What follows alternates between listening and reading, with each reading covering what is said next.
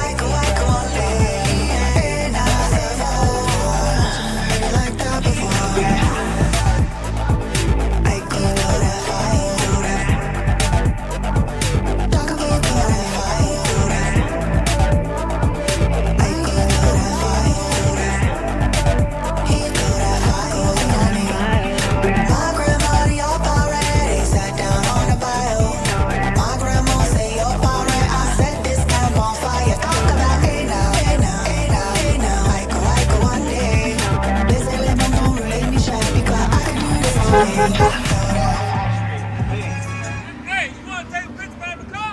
No, thank you.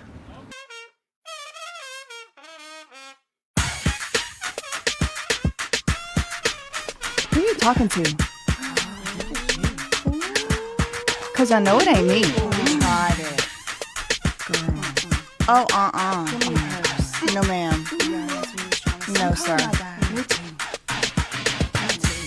He's acting like we work for him. He ain't my boss. Oh, mama don't even try to tell me what to do anymore. Since I've been 15 years old, I've been paying my own bills and doing my own taxes. So you need to relax.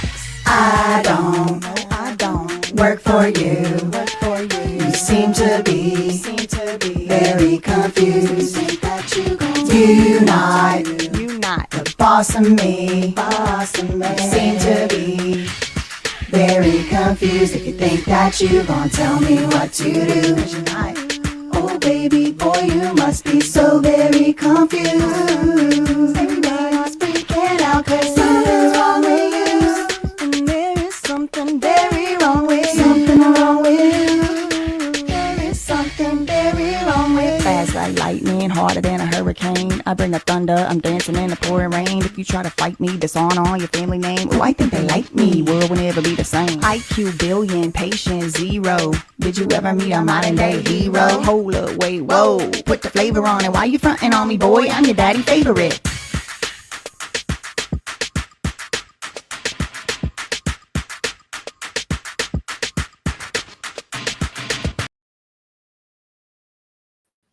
I have a whole nother verse for that, but I need to make it a little less specific, if you know what I mean. Thank you, Nakia. The rap part is fire. Thank you. I cannot take credit.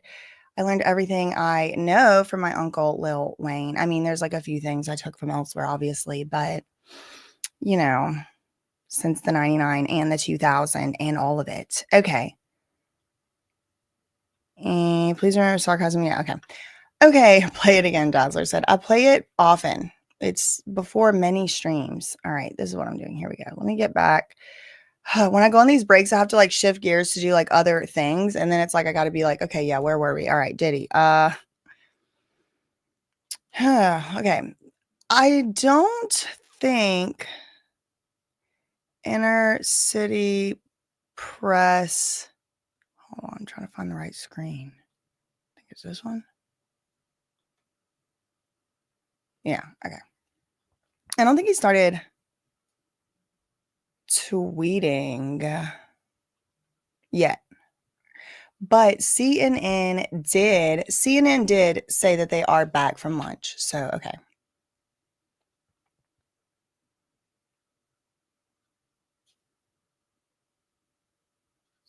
Cat K, thank you for the $9.99 super chat. I knew I recognized the scenery in your opening as being in North Louisiana. It is. That was the 318, if I recall correctly. Yeah, that's like Oak Grove, Louisiana, Lake Providence, Louisiana. But also there's some water scenes in there that are supposed to kind of be play pretend Louisiana, but it's not actually. It's Maryland. The one I'm at the edge of that dock and stuff is actually the Chesapeake Bay of Maryland, like a little river bend off the Chesapeake Bay. But it just reminds me so much of home right there. Even though we don't really have those like mountains like that, it just feels kind of southern right there. But yeah, most of the rest of that video, I'm also in Kentwood, Britney Spears' hometown, in some of it. That's when I'm like twirling in front of that busted down garage with like the mechanic garage, twirling around. That's Kentwood, like a rundown gas station. Shout out to the GMV. Okay. Jag going. Oh yeah. Well, I don't get involved in all that disagreements between others. But thank you so much, Kat. North Louisiana. I was born and raised in West Carroll. That was West Carroll Parish, girl. That was West Carroll right there, Oak Grove, Louisiana. So we could literally, oh my God, y'all. I really do think we having a family reunion half the time when we in here. Southern is Maryland compared to New. Yeah, but yeah, I guess it is technically Jedi mind trick. Okay. Jedi mind trick. Also, I always say that too fast and then the wrong thing comes out. So let's see if Inner City Press has started tweeting. When I went live, okay, yeah, 3 minutes ago, he did. So we're back. Mia somehow still on the stand, still on cross-examination. I mean, it just feels like this is probably banned in Guantanamo. Okay, like I feel like it's just to that level at this point. You know what I mean? But what do I know? Okay, the judge is like, okay, Brian, carry on. Okay, Mia, you were able to review over the break some of your interviews with prosecutors, right? And she's like, yeah. Okay, and you didn't mention when you reviewed these notes, you didn't mention sexual abuse, right? Until June 2024. She said, I don't remember any of the dates. I don't remember. Yeah, I reviewed my notes. This still says sitting right here. I don't remember when I did what. Okay, let's see who else, if anyone, any of our other sources. Okay, 5 minutes ago, CNN. Defense resumes cross-examination of Mia as jury returns. After lunch break. So Livy said, wait, hold on. I thought they said that they were going to be done. I thought they said they were going to be done with her by lunch. Well, he said like no promises or something like that. He was like, I can't promise, or I'll, whatever he said. Like, he basically said at least lunch or after. So, of course, they're going to take every single second. They're going to take every single second they can to drag this out, it seems like. I don't think they really need to continue. I think they've gotten their point across, and I think it's gratuitous. But I'm not in there, so I don't know. Okay, we have an update from NBC. Uh-oh. Chloe Malos with the drama. One female juror. Again, y'all got to take what this girl says with a grain of salt, because she has in the past at other jobs, for example, CNN, she's printed things in the paper that wasn't true. Like, for example, she wrote a whole article in 2019 called something like, "There's no need to free Britney from her conservatorship." Okay, and then she's like, kind of like, in my opinion, ran PR for the conservatorship. She also is the one who defended the valuation of Kylie Cosmetics. She's like, of course, it's worth $1 billion. Do you see what the 17-year-old has built? Or whatever. You know what I mean? Like, what was this gossip reporter doing defending the valuation of one of the biggest cash sales of a company in like history. $600 million in cash. Chloe Malos is defending the valuation, and she also got the exclusive interview with Jeff Bezos. It's just, you got to take everything the girl says with a grain of salt, okay? But she's singling out jurors, which I don't know if this is even allowed, but I mean, we're reading it from NBC News, so I guess their lawyers vetted it. I didn't know you could talk about single jurors like this. I don't know. I'm just reading an NBC News article from Chloe Malos, though. One female juror appears skeptical. Okay, have we seen this person? This freaking Chloe. Yeah, that's what I freaking thought. Take that shit down. I don't think you're allowed to single out jurors. Saw it here, everybody. It was public.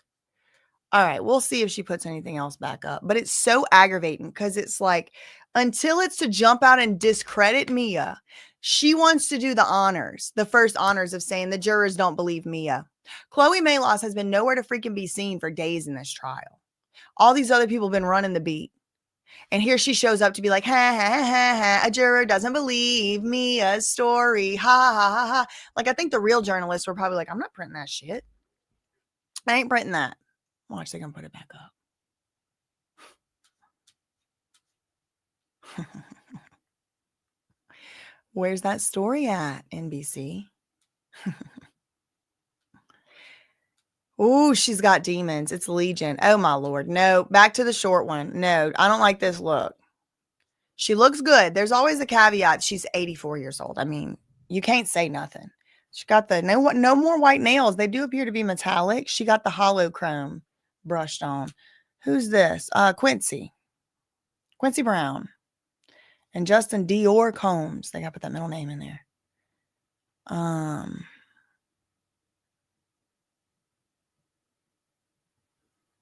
Okay. We get a little insight into what happened before. Oh, let's see if they put Chloe's story back up. Nope. Where is it? Okay. Wesley Parnell from WashingtonPost.com. The judge has dismissed the court for lunch. It seems that when we return, so this is before lunch, right? Now what they were predicting was going to happen now. Defense attorneys are going to focus on Mia's meetings with prosecutors. But before she exited the courtroom, Mia was given a stack of papers to help her recollection. Defense attorney Brian Steele claims that since January, Mia met with prosecutors 27 times. Quote, I don't remember how many times, but I definitely met with them quite a bit, she said. It's not uncommon for defense attorneys to probe these kinds of meetings, and it has been fruitful for Steele. In his Young Thug trial, a judge was dismissed for improperly meeting with a witness, though these types of discovery instances are incredibly rare. Right, that was shocking, and he did do that. And in that case, I do think it was the right decision. They did have a meeting that was like a super secret meeting. And the witness was there and the judge was there and it was ex parte. And whenever Brian Steele found out about it, he brought it up to the judge and he said, Your Honor, you have to recuse yourself because that was so improper. I mean, we need a mistrial even. And instead of saying, okay, this is what was said at the meeting and stuff like that, that judge in that case was mad at Brian Steele and threatened to put him in jail, if I recall correctly. Maybe I'm crisscrossing two different stories, but there was a secret meeting, and when the judge realized that Brian Steele had found out about it and the Young Thug side of the defense, he was mad and he was like, how did you find that out? Who told you? Who told you? He's threatening to sanction people. And it was so egregious in my opinion. So in that case, I have to say I did side with Brian Steele. It was a secret meeting, ex parte meeting. What's right is right. What's wrong is wrong. And I think that judge should have been recused. So they're saying, look, he's probed on these meetings with prosecutors before, and in the past, he was able to get some headway with it. But it's not often that type of stuff's going to happen.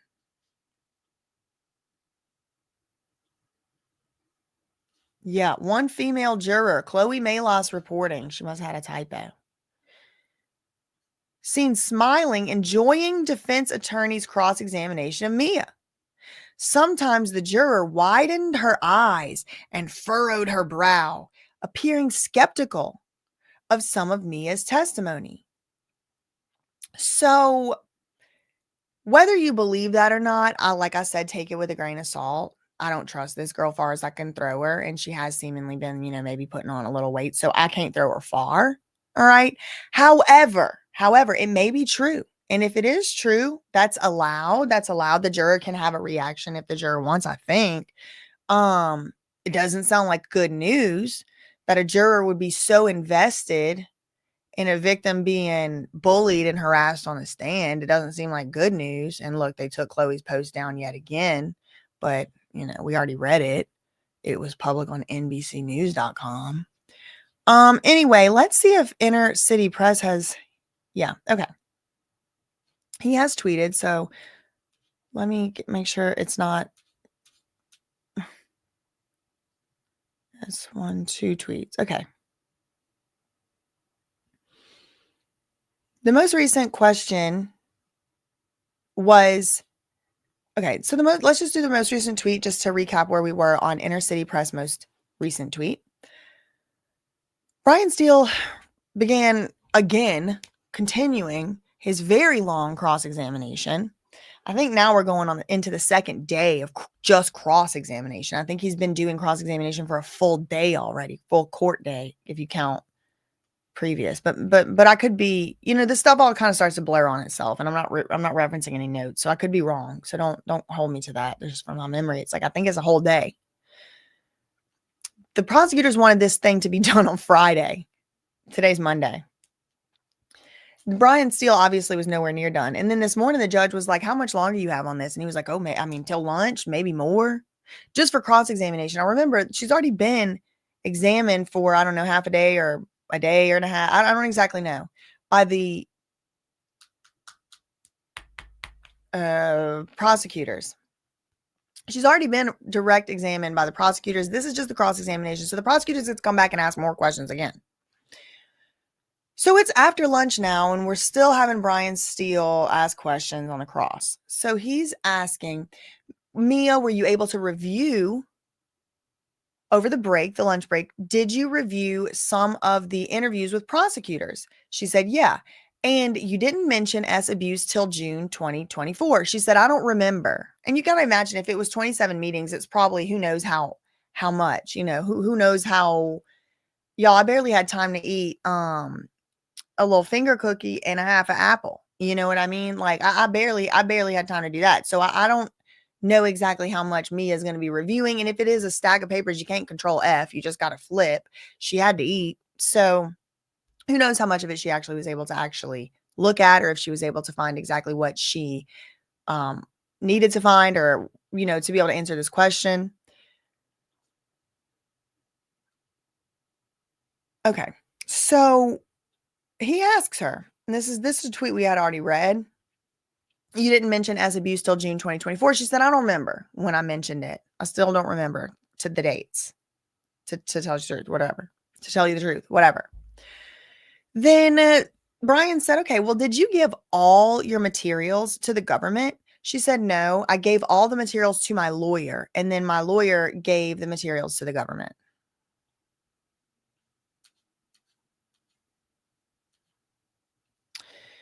In these notes, did you raise sexual abuse to the prosecutors? Now, the assistant U.S. attorney objects, but the judge overrules the objection. The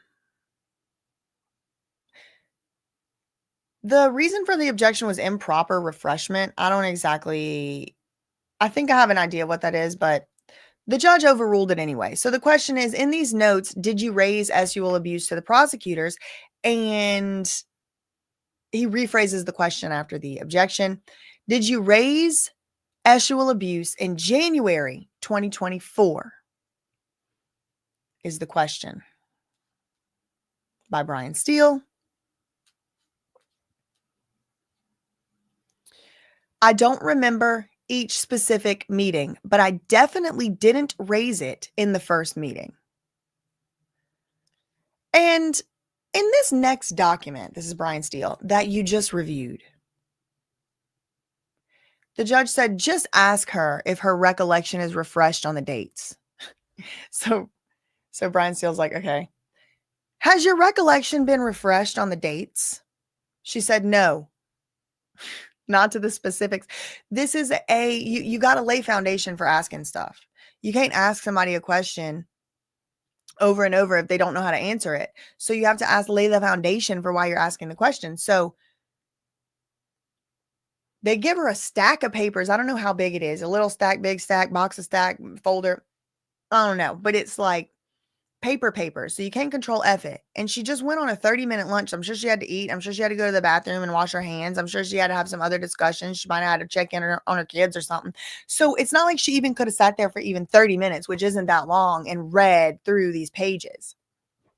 Maybe she could. Maybe it was 5 pages. If so, she probably did have time. But the way it was described, we read it earlier, was it was like a packet or a package or a stack or something, right? Like a package, something like that.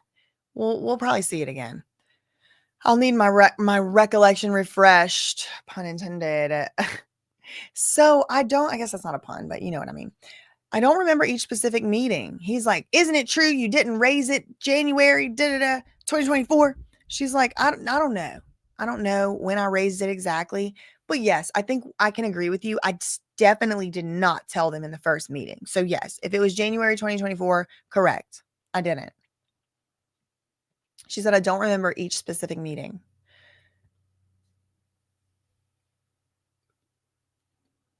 Okay, so Brian Steele says, and in this next document that you just reviewed, the judge says, can you please just ask her if her recollection is refreshed? And he does. He's like, is your recollection refreshed based on reading these notes and stuff? She said, no.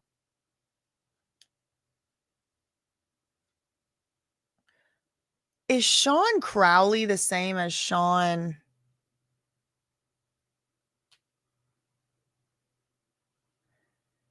Wasn't there a Sean Chapman Holly? Probably not. No, she says, my recollection is not refreshed. Okay, so then the next question. You never mentioned S abuse until you hired your lawyer, Sean Crowley. She said, I have no idea when I first mentioned it, except that it was after I had already hired a lawyer. This girl has said this, I think, 4 or 5 times. So you intend to sue Diddy for compensation. You want money, don't you? She said, no. No, I don't intend to sue him. I don't want money. Let's see if CNN has anything new. No. Washington Post.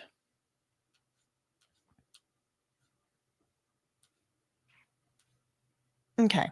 This is a no for me. I don't mind the jacket as much, actually. I'm going to give her a little bit of a pass on this jacket, especially because I'm so glad to see she's the only one wearing colors. Everybody else got on black and white every day, or like some very, very gray, muted, like it's all black and white every day. And she at least puts on some colors, but like what? Okay, 10 minutes ago, Anne Brannigan, the jury, this is Washington Post, the jury is back after the lunch break, and Mia is back on the stand for what has been a lengthy cross-examination. At the start, Mia was asked whether she had any photos of Cassie's bruising. Mia said she wasn't sure. 9 minutes ago, Wesley Parnell. Even during the weedy portions of the testimony, okay, Wesley Parnell from Washington Post is giving us more information of the inside of the courtroom, details or whatever. The trial attendees have remained engaged, if not invested, even throughout the more tedious portions of testimony. Oh, interesting. Oh, interesting. Riding in the elevator to the courtroom on the 26th floor of the federal courthouse, a woman wore a wristband that said "not guilty." When she was asked about the "not guilty" wristband, she flipped the bracelet inside out. Wesley Parnell, Washington Post, one more time. Even during the weedy portions of the testimony, the trial attendees, this is the people that's going to the trial, I guess that's the people, the journalists, the reporters, the bloggers, the members of the public. I guess that's what he means. I guess he doesn't mean members of the jury. Like they don't ride the same elevator with the public, right? Even during the weedy portions of the testimony, trial attendees, the people in the courtroom, they are engaged, if not invested. Riding the elevator to the courtroom on the 26th floor of the federal courthouse, a woman wore a wristband that said not guilty. She flipped the bracelet inside out to hide that it said not guilty when asked by a reporter about it. We have a new update from NBC News. It's more Chloe Mayloss. It's not really a real new update. Okay. Less than a minute ago, CNN.com, Diddy's former assistant says she doesn't intend to sue him over assault allegations. Defense attorney Brian Steele asked Mia if she intended to sue Diddy based on sexual assault allegations. She testified that wasn't her intention. The defense attorney also asked Mia if she wanted money based on her testimony at trial. She said, no, I don't.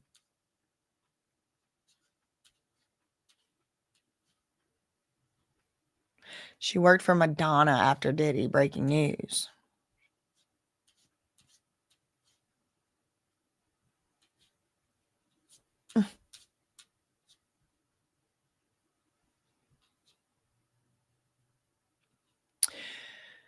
Who have you worked for since you worked for Diddy? Mia said, Madonna. How long did you work for Madonna? She said 8 months, from April 2019. That's when the Britney movement started. That's going to end up being important. I just know it. Maybe not during this trial, but anyway, next question. When you did that, when you worked for Madonna, did Diddy assist you in getting that job for Madonna? Mia said, absolutely not. So you weren't blacklisted? No. She said, no retribution? Mia said, no. He took away the TV show, the credit I was promised. You told the jury you were fired, right? Or let go is what Brian Steele said. Hold on.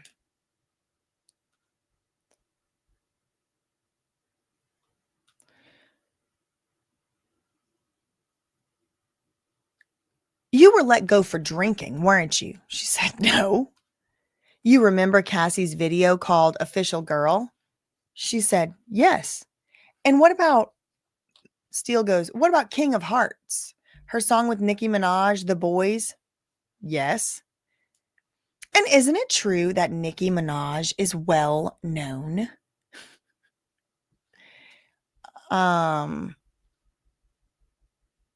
Mia's like, yeah.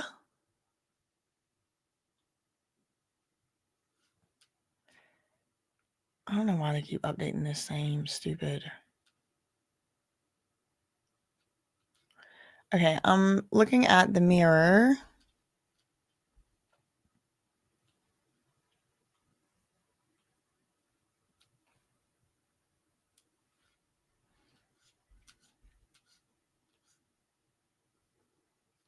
Nothing new there. Now let's check out this one.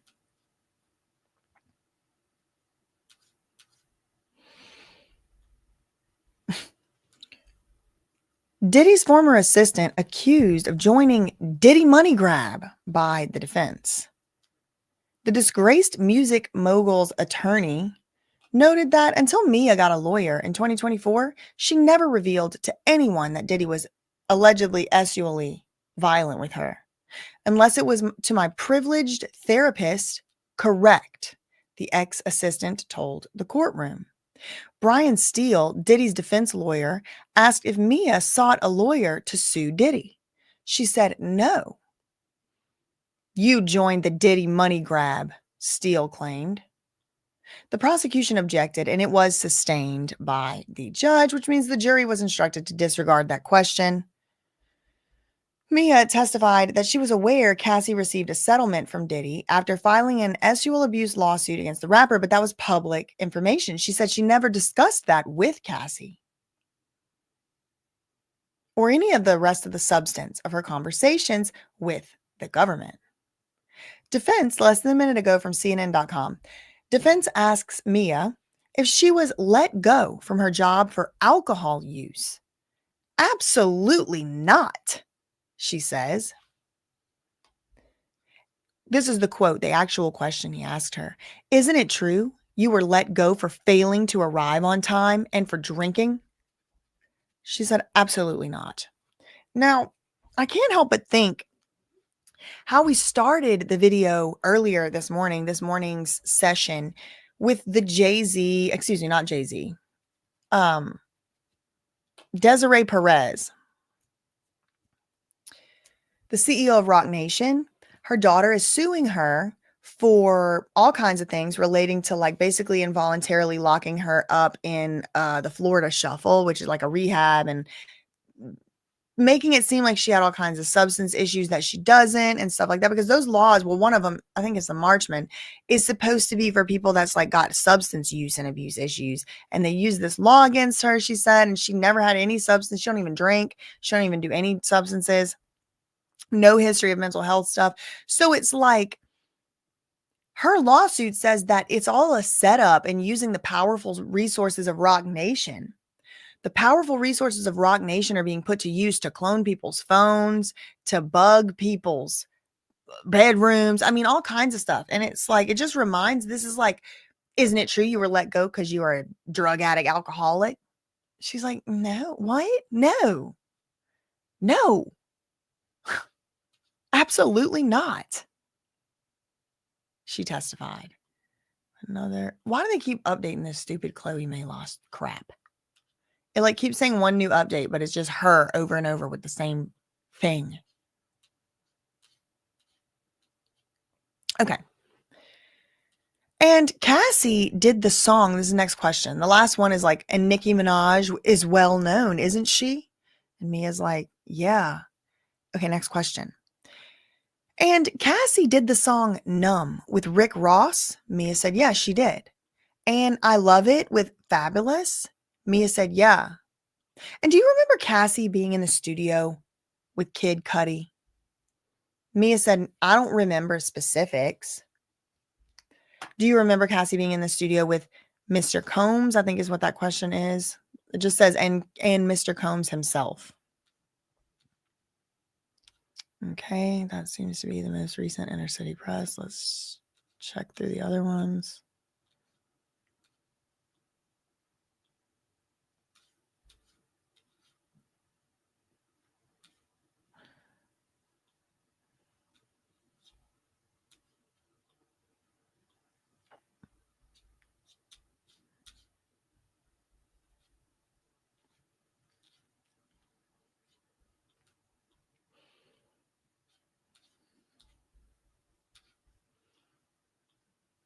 It's like, are they doing another sidebar?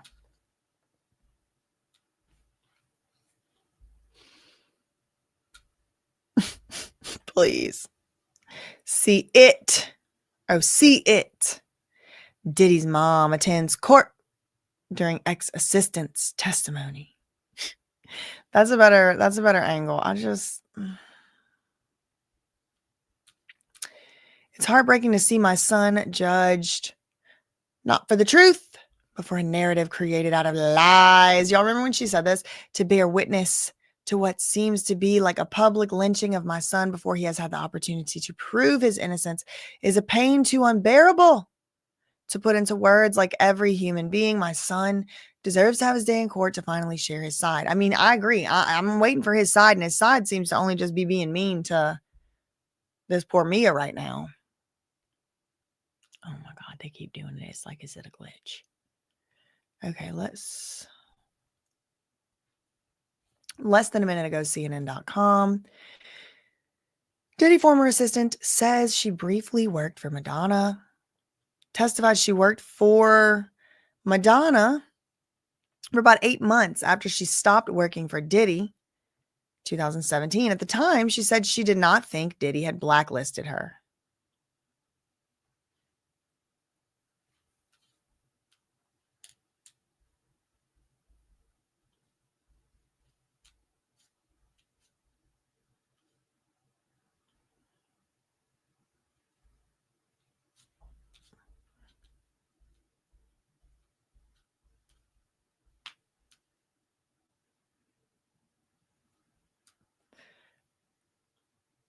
Mia worked for Madonna after Combs. The witness said she went on to work for Madonna after being let go from Combs, refuting insinuations that she has not been employed and could be bitter with the defendant. Okay, so there were allegations on her credibility that she's just like unable to get a job and she's just bitter at Diddy because she thinks he blacklisted her. But she's like, no, I haven't been unemployed. I worked. In an 8-month stint with the Material Girl, they took it away. NBC does do that.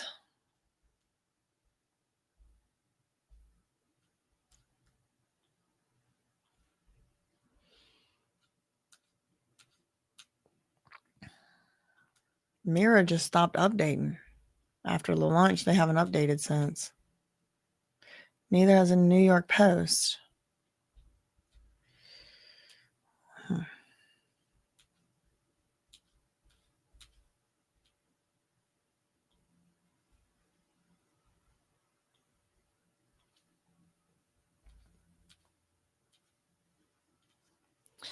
The TV show you mentioned, this is Brian Steele asking, what was it supposed to be about? She said it was supposed to be about my experience. Your experience, how a person from a small town dealt with a person such as Mr. Combs, right?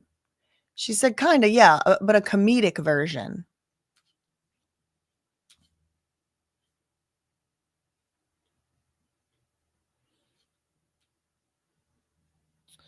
Okay, so the NBC article or whatever came back up. In an 8-month stint with Madonna, Mia said she worked as an assistant. In addition to working in the Icon's film division, she said she secured the Madonna gig independently without Diddy's help.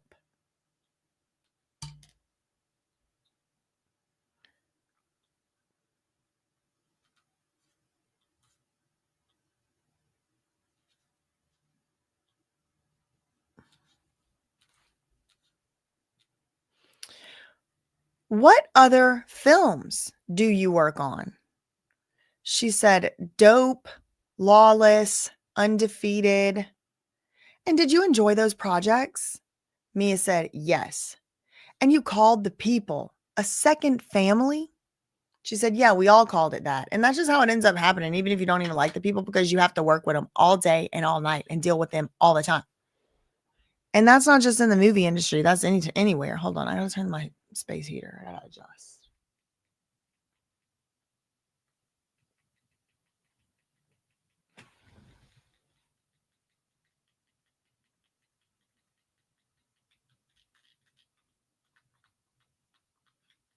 Oh my God, it's not working.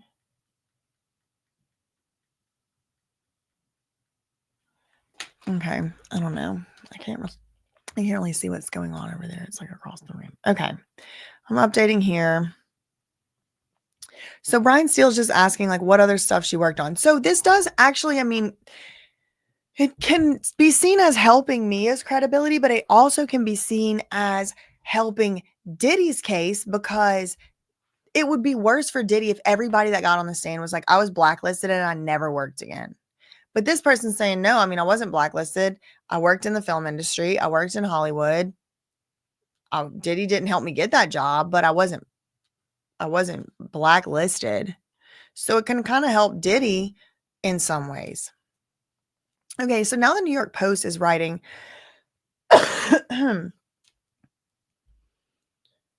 Okay, so now the New York Post is writing about the Madonna work. A little bit more details, it looks like. After parting ways with Diddy, She started working for Madonna in 2017. During her time working for Madonna, she was in charge of, quote, a myriad of things. I was hired to lead her film industry. It morphed into multiple roles. Diddy's attorney asked about the job with Madonna to undercut Mia's claims that Diddy, I don't think Mia claimed she was blacklisted after she left. I think other people have claimed that they have been. Do you have evidence you were blacklisted? She said, no, Madonna didn't care about that. Steele then asked Mia to confirm that there was no retribution or retaliation by Diddy after they went to mediation. She said, yeah, he took away the TV show I created. He took away the credit I was promised in the documentary. So those are two different things. There was a TV show she was promised, and also she was supposed to get credit for a documentary that came out, and she never got it.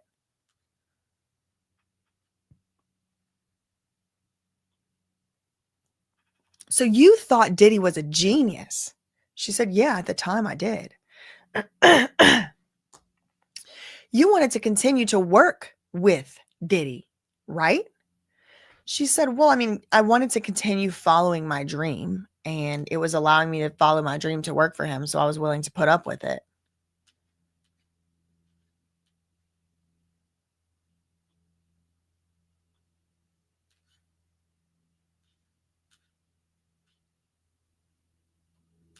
I'm just updating the other.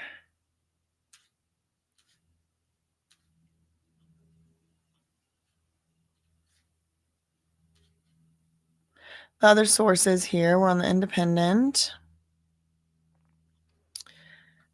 She was let go. No, we already read that. Let's go to the Mirror. Worked for Madonna after the Diddy role. Hired as an assistant in addition to the Icon's film division, saying she landed the job without the help of Diddy. She also claimed that Diddy went back on his promise to help her in this TV show she wanted to create.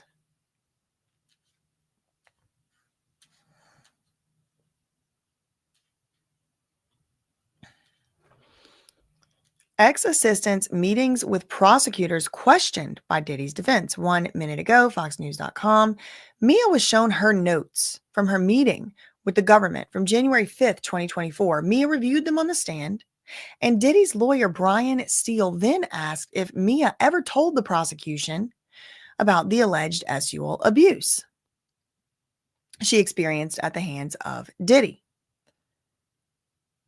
She said she doesn't remember the dates, but if January 5th was the first meeting, she did not say anything about the alleged abuse in that meeting. Brian Steele then had Mia look at more notes and asked if she mentioned anything about sexual assault during January 8th. Mia said again she doesn't remember the dates, and she did not tell the government about the alleged sexual assault until she had legal representation.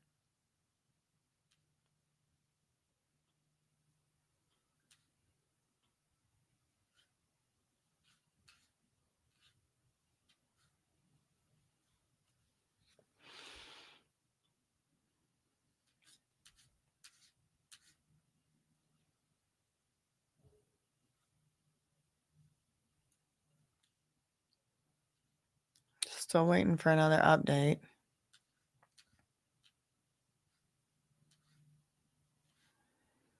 You thought Mr. Combs was a genius at the time. You wanted to continue to work with him, right? She said, I wanted to continue following my dream. Someone said, who is up next? Swim Blue Water said, who's up next to testify? This seems like they're trying to buy some time. It does. It feels like they're just dragging this out. But that being said, according to the reports we read, I think from the Washington Post, according to those reports, the the people in the courtroom are like eating it up. Like they're invested. So they don't seem to be like bored. You know, it's maybe he's actually onto something. Like from where we're sitting and reading, I mean, we can get one perspective, but it seems like they're dragging it out. Lady Jay said the defense is stalling. The judge needs to stop all this. Defense is stalling, trying to trip her up. At this point, Roscoe said, it looks like they are scared of the next person. The next person supposed to be testifying is what was his name? Garcia. Eddie Garcia. The person who I think it's the person who maybe did take the bribe, or the person who did delete the video from the Intercontinental system, but I don't know for sure. All we know for sure is it's an Intercontinental security worker, and I think they did say what his name is, what his title was. I don't know. Do I remember them saying he was a supervisor? Was he the boss of the very first witness ever? Y Ventura said, I agree. I think the defense may be scared of the next witness, Enrique Santos, but that's not the person coming next. The person coming next, they are reporting, is not Enrique Santos, but rather Eddie Garcia. Two different people. And said they are stalling because of the security. Oh my God, not E.T. Oh, I'm not saying it, Tasha. Diddy wasted $20 million each on these clowns. Threads of Harris said. Let's see if we have anything new.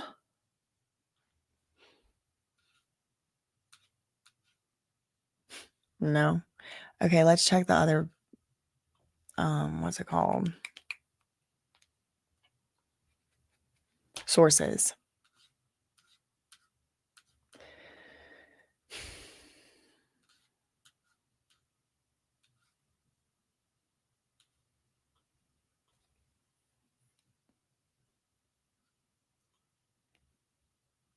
I'm just refreshing. This is now we're on the Independent.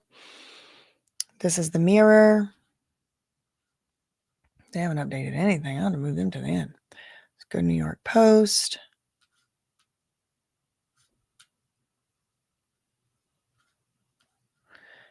Let's go Fox. Okay. Back to Inner City Press. Okay.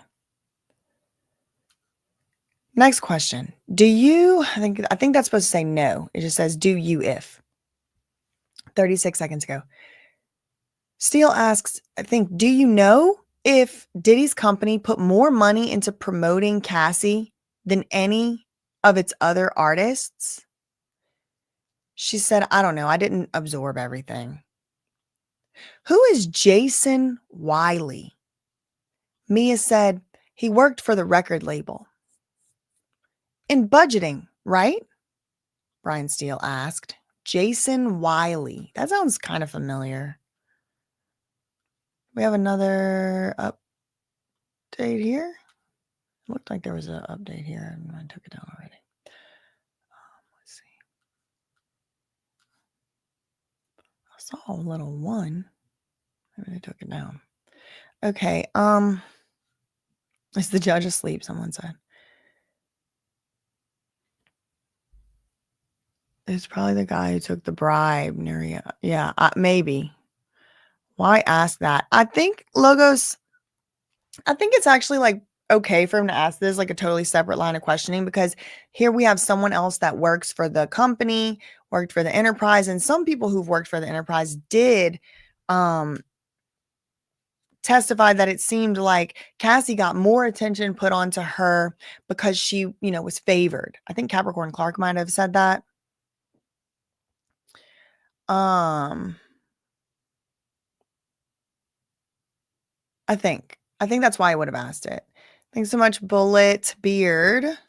Welcome back, Rap Queen, for the €6 super chat. I knew I recognized that scenery. Yes, shout out to the cousins in North Louisiana. Thank you, Itty Bitty XO Kitty, becoming a member. Shout out to you. Shout out to Alice, becoming a member. Thank you, thank you. Brenda Lee, thank you for the $10 super chat. Thank you for all your time, talent, and wonderful, honest reporting. You're amazing. Thank you for the $10 super chat. SM 2025 said, had kids with my abuser and now I still have to co-parent. It's not linear. Most won't tell for years. New things will arise often. BJ, great work. Love both channels. Thank you. Donate to the legal fund. Yes, hashtag donate to the legal fund if you can. Thank you so much for the £9.99 super chat. Okay, new update. NBC. Defense questions Mia on Cassie's work through the years. This is NBC News, Adam Rice, Ying Feng, and Doha Madani. Mia was asked several questions about Cassie's working life during her years with Diddy, as the defense apparently tried to undermine prior witnesses' implications that Diddy stunted Cassie's career. Defense attorney Brian Steele, they keep deleting these articles. Like while I'm in the middle of reading them. NBC.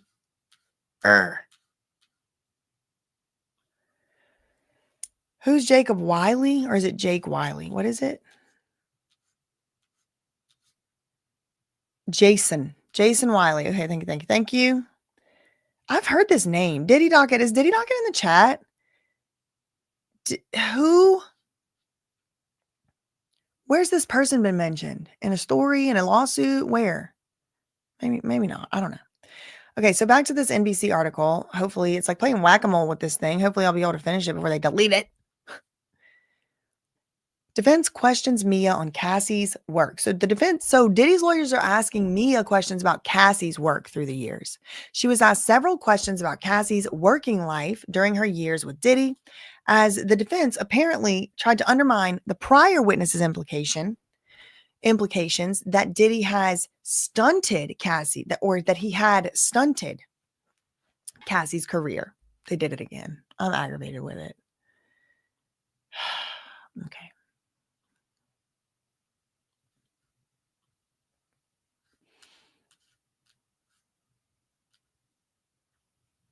Let's go to Washington Post. They hadn't said anything for 37 minutes. Nothing for 18. 15.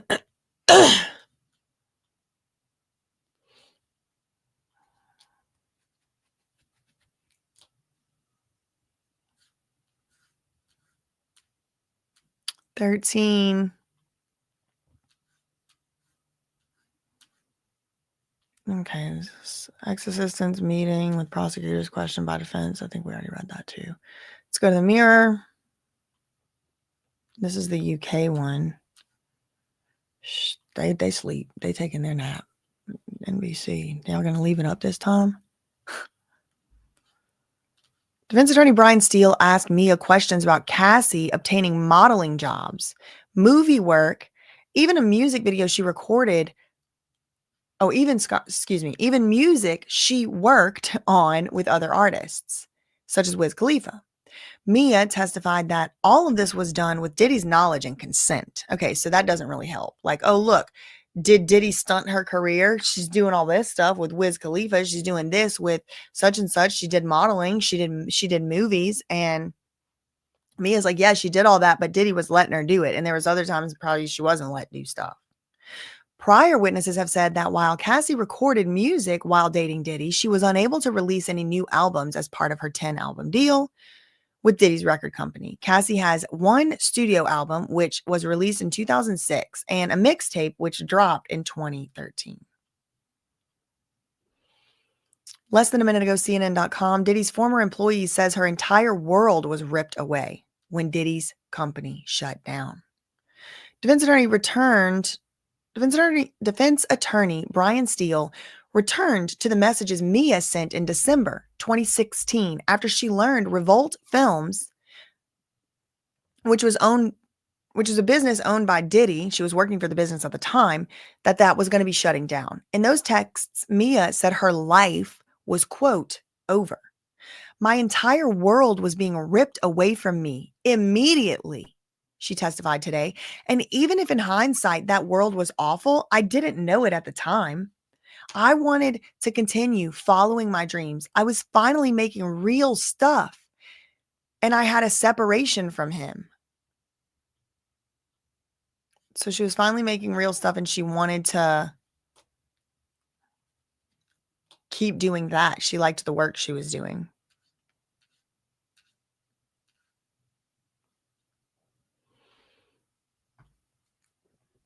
And that was Inner City Press. You can support him. He has a lot of links. I linked his Twitter in the description box down below. It is like permanently linked down there. If you want to support him, he has lots of links on his Twitter. So if you follow the link that I put down there, it'll bring you to his Twitter, and he's got all kinds of stuff. He's got Patreon. He's got, I think, a Substack or something like that. He's got subscribe stuff. He writes books. He's got a YouTube channel. Okay, we already watched story, saw that.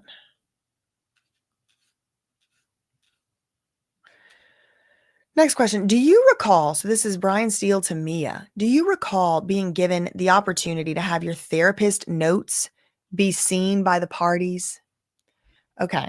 Objection, Your Honor. And then the judge calls them over to a sidebar. So Brian Steele, this is the second time he has now hinted that he wants to have this girl's therapy notes open up for this on the stand. And it appears this is something they've already argued over, because they're like, okay, can we do another sidebar? Now they're doing another freaking sidebar. So aggravating.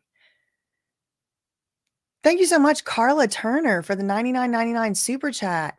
Please cover the Rock Nation Desiree Perez lawsuit. Most channels are afraid to because it's Jay-Z. It's all connected to Diddy, Lou, and the entire web. Please, thank you for all you do. Thank you, Carla. I will do my best to cover that lawsuit. I don't know how invested I'm going to be able to stay in it while this Diddy trial is actively going on, y'all. I am doing pretty much like my maximum capacity to keep anything coming out on BJ Investigates and do this all day, but it is definitely something I'm interested in. I did cover a little bit of it this morning on my first video of today, Monday, June 2nd. That being said, I am going to cover it on BJ Investigates for sure. I am going to record that video this week, and it'll be coming out, at least a cursory view of that lawsuit, the complaint, and what's kind of happened so far, which I think 2 motions to dismiss have happened. One from Rock Nation, one from Desiree. And then also 2 judges have been recused or recused themselves. So I'm interested in looking into that a little bit more. But I will have a video coming out on BJ Investigates. That's my other channel. If y'all don't follow that, make sure you do. And after Diddy trial, if it's still going on, this lawsuit, which the Jay-Z ones do seem to just kind of disappear, or get settled or get dismissed or whatever. But if it's still going on after Diddy trial, I'll like keep up with it. Don Diosa said Mia's testimony is showing the RICO and Diddy's team is running scared. They are trying to paint her as crazy and unreliable. She's not on stand to support her sexual assault. She's on the stand to show how. Well, true, but they do have to kind of prove the sexual assault. Otherwise, it's just like prior uncharged acts. But I do agree with the gist of what you are saying for sure, with the thrust. Okay, nothing new from Inner City Press. Let's make our rounds through the sources, see if anything's new. 5 minutes ago, Diddy's employee she lost her entire world when she lost that job. They just keep putting articles up and deleting them off NBC or aggravating.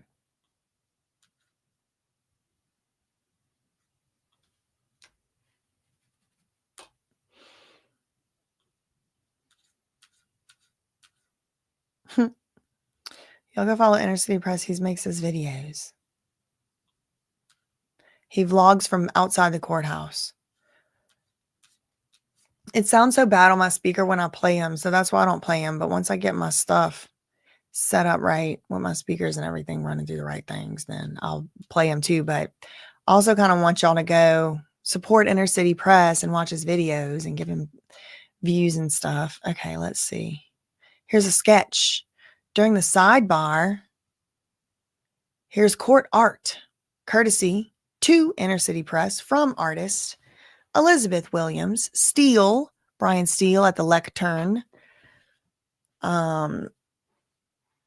Mia. I do appreciate how they like cover her up with the screen. Like, because they're not supposed to draw pictures of her likeness. So I don't know how they get away with doing this. Maybe this is allowed, but look at the judge. She just looks angry. He looks over it. They had said that there was a a new update on the NBC is like, I don't know, it's glitching. It's something's wrong with it. Back to inner city press. So they're doing a sidebar. What are they doing a sidebar about? Brian Steele and Diddy's attorneys, Diddy's side is trying to get this girl's therapist notes brought up yet again. And it seems like the prosecution is just absolutely not having it. It seems like from the line of questioning what Brian Steele is trying to do, like why he's trying to bring in the therapist notes is because he wants to show that she didn't bring this sexual assault allegation up to anybody until after she had gotten a lawyer. And what Brian Steele is trying to argue is that she's doing a money grab. She is just simply trying to ride the Cassie settlement coattails. She wants to make things up and lie to get money from Diddy. And so to support that contention, he's trying to have her therapist notes come in, presumably because she doesn't probably talk to her therapist about this sexual assault. Brian Steele may not even actually know. He may not even actually know. But when he asked the question earlier, you didn't bring this up to the sexual assault allegations up to anybody else before you got a lawyer, right? And or something like that. And to one of those types of questions, she did answer, other than privileged therapists' notes, no, I haven't brought this up to anybody else. And then Brian Steele is like, well, would you be willing to make them unprivileged so that the jury can see? And the prosecution was like, objection, absolutely not. Now, this is the second time, or maybe more, but the second time I remember from today, this issue being breached or whatever. Is it broached? Breached? Do you recall being given the opportunity to have your therapist's notes seen by the parties? So maybe they're trying to find some type of prosecutorial misconduct. Maybe Brian Steele is trying to say, like, the government, because of Brady, has the obligation to ask for therapist notes or something. Maybe that's the line of questioning he's going down. I don't know why he's asking that, to be honest. But the government has objected, and then the judge said, come to a sidebar, and here they are over here. And there's white noise being played for the jury. There's 2 NBC updates, probably fake.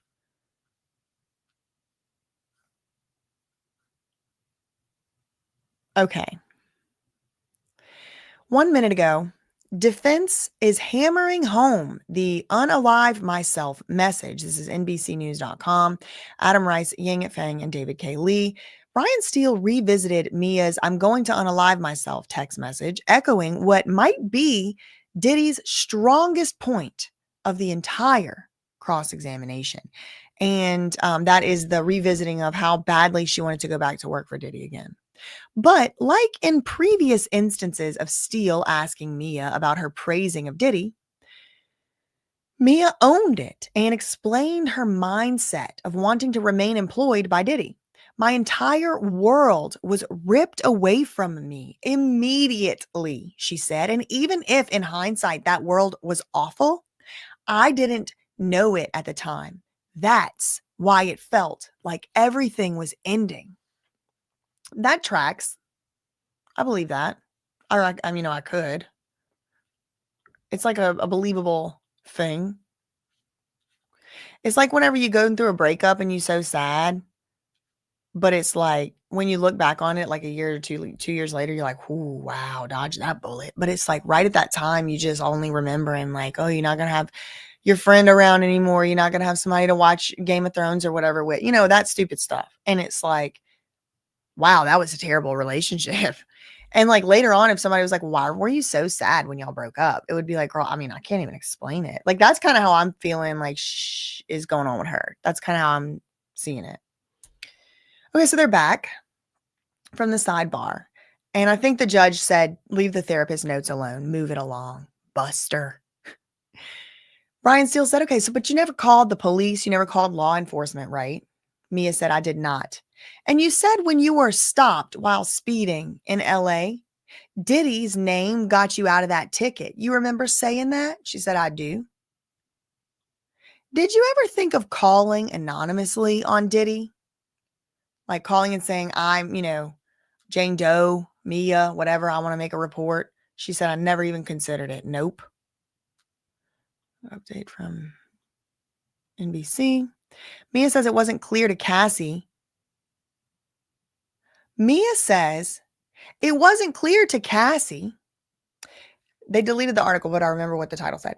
That Cassie and Diddy were not exclusive. So I guess Brian Steele, and hopefully we get some more clarification as these sources start to roll in the updates. But it seems like from the reading of what was just up here, and I expect they're going to put it back up. This is what NBC does from time to time, and they've been doing it especially a lot today, where they put an article up, I start reading it, and then it's gone. And it's happened multiple times with multiple articles. So what was up here, it appears that Brian Steele is now asking some other miscellaneous questions that are outside the line of questioning of what he's previously been asking, which is just to impeach her. I feel like he spent a whole day trying to impeach her, and now he's just trying to like get other corroborating or impeaching answers to other questions. So I think he might have asked, like, isn't it true that Cassie and Diddy were not monogamous? Isn't it true that Cassie had to be monogamous, but Diddy didn't have to be? I think he might be asking a question like sort of like that. And this Jane Doe is saying it wasn't clear to Cassie. Like she thought that they were monogamous or exclusive. Less than a minute ago, CNN.com. We have another source. So that one was NBC, but then it disappeared. So here's CNN. Less than a minute ago, former assistant says Cassie, quote, wasn't thrilled when she learned Diddy was dating other women. Defense attorney Brian Steele asked Mia a series of questions about what she knew about Cassie's jealousy of other women. Remember, this is one of Diddy's defenses. It was just Cassie was also just as toxic as him, and she was jealous. And he was jealous too, and they were both jealous. Series of questions about, so she's asking Mia, because Mia was her friend, Cassie's friend. Series of questions about what she knew about Cassie's jealousy of other women. Mia said she didn't recall Cassie having specific jealousy of Kim Porter, who Diddy shared 3 children with. However, she said, I'm sure she wasn't thrilled when she learned that Diddy was dating other women behind her back. He presented to her that they were exclusive, Mia testified. Here's that NBC article again for as long as it's up. Mia's cross-examination moved into the former assistant's observations of Diddy's relationship with Cassie, specifically whether Cassie was jealous of other women. She testified, Mia testified that in her experience and from what she could tell, she only recalls Cassie being upset that she saw Diddy with another woman while Cassie was filming in South Africa. So this is that same incident. The South Africa incident. Mia testified that the relationship was presented to Cassie as if it was exclusive between her and Combs, her and Diddy. When Brian Steele, Diddy's lawyer, noted that clearly wasn't true, Mia told the court it wasn't clear to her, with your loaded statements. Brian said, well, that clearly wasn't true, that they were exclusive. She said, well, that clearly wasn't clear to Cassie.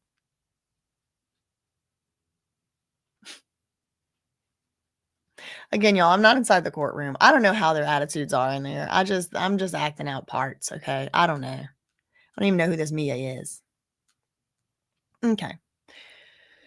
Back to Inner City Press. Next question. When you say Diddy hurt your arm, did you seek medical help? She said, no, I would not have been allowed to do that. Did you take any photos? No. Did you scream? Because if you're attacked, you have to scream. It's the only proper response is screaming. Because you're a woman, right? You got to scream because you're a woman. She said, no, I didn't scream. I was in shock. And I did the freeze instead of the fight or the scream. But he's just trying to more so attack her credibility, trying to make it seem like she's a liar. You never called the cops, right? No. And you said you were stopped while speeding.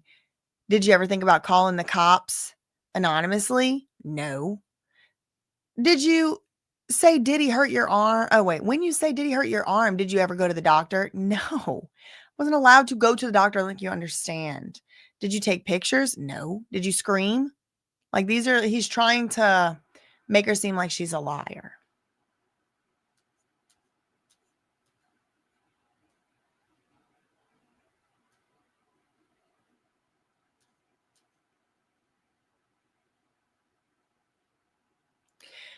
Five new updates. My God. Oh my gosh. We have 5 new updates from Washington Post. Their internet must have came back on. Okay, Anne Brannigan 15 minutes ago. Mia testified that she met with prosecutors and federal investigators several times over the past year and a half, but didn't disclose details about alleged sexual assaults until June 2024.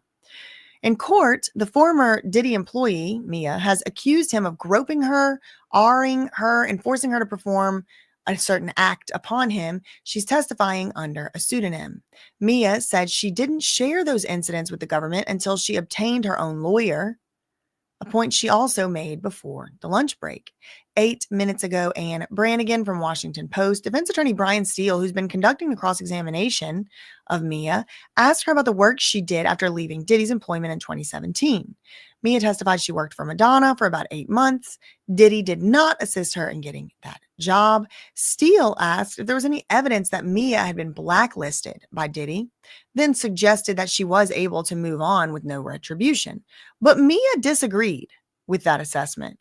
He took away the TV show I created, she said, as well as the credit she was promised for the work she did do on the documentary, the Diddy documentary, Bad Boy documentary. 9 minutes ago, Wesley Parnell, defense attorney Brian Steele, is trying to frame a text message that Mia sent in 2017 after she had been fired by Diddy, saying she was going to disalive herself. Brian Steele suggested that the feeling of dread at being fired showed that she actually loved the job and would be willing to exact revenge for being dismissed.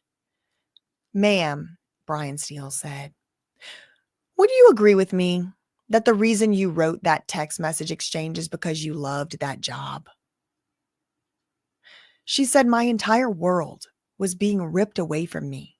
And even if in hindsight that world was awful, I didn't know it at the time. 4 minutes ago, defense continues to name drop celebrities. This is Anne Brannigan, Washington Post. The defense has been dropping a lot of celebrity names. That's Diddy's side, has been dropping a lot of celebrity names during its cross-examinations. The starry mentions generally have been great fodder for social media and news headlines, but they don't necessarily reflect any importance or relevance to this case themselves. The actor Michael B. Jordan, for example, has come up many times over the past 3 weeks of testimony, despite playing a very marginal role in the timeline of Cassie and Diddy's relationship. According to witness testimony, Cassie and Michael B. Jordan dated briefly in 2015. At the same time, Diddy was involved with another woman. The defense also named artists that Cassie worked with over the course of her career, like Wiz Khalifa, Rick Ross, Nicki Minaj, to name a few. This may be an attempt to show that Diddy and Bad Boy supported Cassie's music, or that her career was indeed thriving. These are ideas that maybe could help to chip away at the prosecutor's theory that Cassie's former boss and romantic partner stifled her prospects. These artists, to be clear, have no other relevance to Diddy's trial.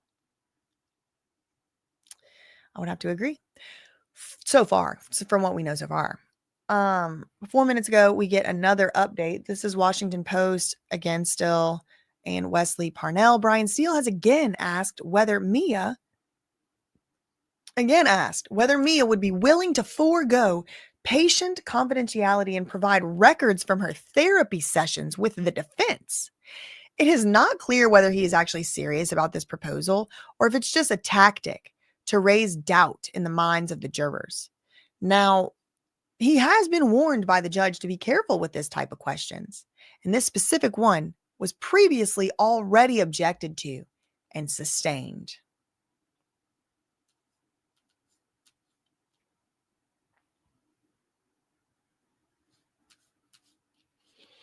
Okay.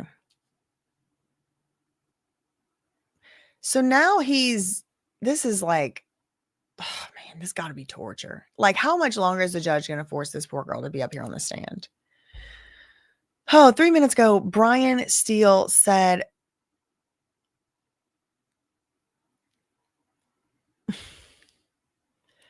before the 5 days you say you were awake. Remember, he said he's awake. Remember she testified that she was awake. I don't think this witness is going to be done today. They're going to take all day on this. I don't think we're hearing from Enrique or Garcia. I don't think we're hearing from Eddie Garcia today. Look at this. Before the 5 days you say you were awake, did you ever stay awake that long before? She's like, she testified she was awake for 5 days and she started basically hallucinating and becoming emotional and hysterical, I think she said. And Diddy let her finally go to sleep after 5 days. So before the 5 days you say you were awake, did you ever stay awake that long before? She said, absolutely not. No, never. And you testified you would give up all of the money if there had not been sexual abuse. Any discussion that you're going to make money by testifying? She said, no, Brian, that's not even a thing. Your Honor, can I set up those other matters? The judge said, yes, we'll break for that. The jury leaves and the witnesses leave. The judge says we'll reconvene. So what is this super secret other matters, y'all? Because we're about to find out. Look, any discussion that you are going to make money by testifying, no, that's not even a thing. Brian Steele turns to the judge and says, Your Honor, can I set up those other matters? What other matters? What is he about to drop? The judge says, yes, we'll break so that you can set up for those other matters. Set up those other matters. The jury leaves and the witnesses leave. And then the judge just said, and the jury leaves and the witness leaves. And then the judge is like, okay, we'll reconvene. What? Okay, 3 updates from CNN.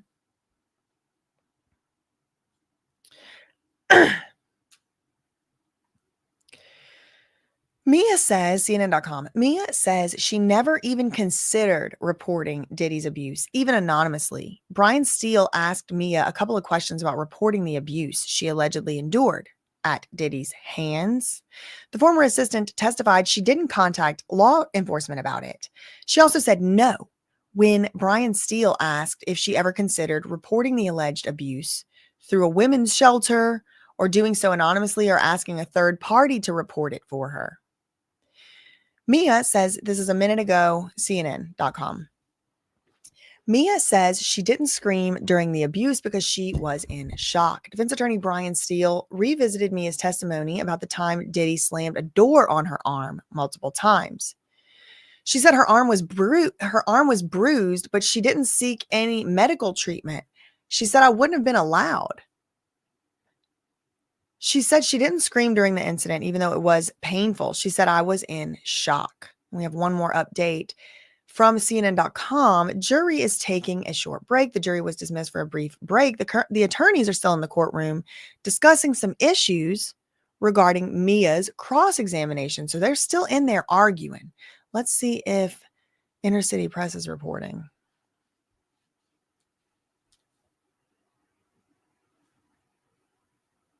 NBC has an update.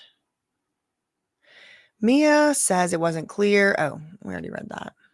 All right, let's check out Washington Post.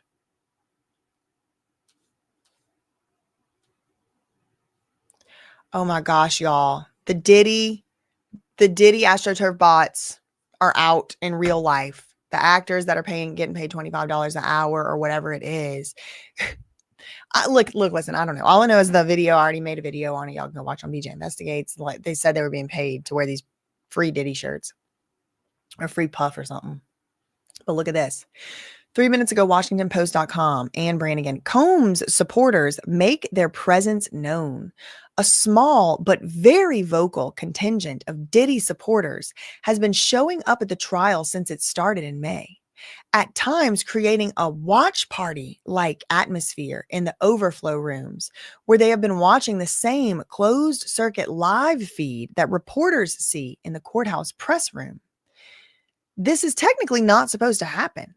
Members of the public, including the media and the overflow rooms, are expected to conduct themselves as if they are in the actual courtroom, quietly and without disruption. Instead, Diddy's loud AF supporters have been heckling witness testimony and egging on Diddy's lawyers. During lunch breaks, some of these watchers can be seen on the streets outside the courthouse, clutching sheets of handwritten notes, gesticulating animatedly at their cameras. Mia reiterates, 2 minutes ago from NBC News, Mia reiterates that Diddy threatened her life. Defense attorney Brian Steele revisited Mia's prior testimony of the violence she says she endured while working for Diddy, noting that in 14 years, all she ever wrote about Diddy was statements of admiration. She testified that there was a time Diddy slammed a door on her arm and continued to apply pressure on her arm, leaving her bruised. She said that her only interaction with Diddy's human resources was for them to enforce the punishment he wanted. Steele recalled her prior testimony saying she was scared of being unalived. So Steele comes back to that testimony where she said she was scared Diddy was going to disalive her.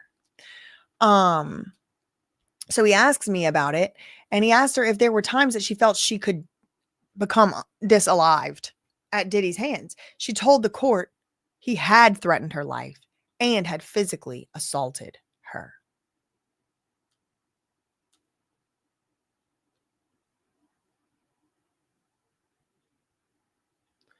Let's see what inner city press is saying and doing.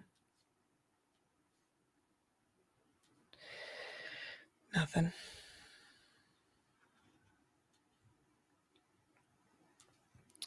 Okay.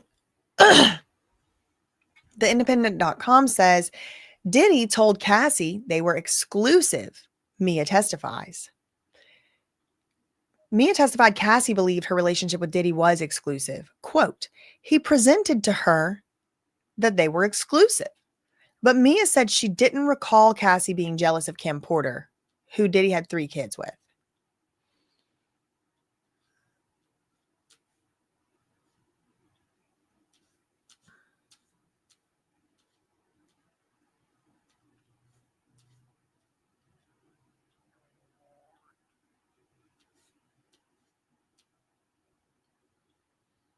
So Brian Steele is apparently getting something set up. Well, what is it? Anybody have any ideas?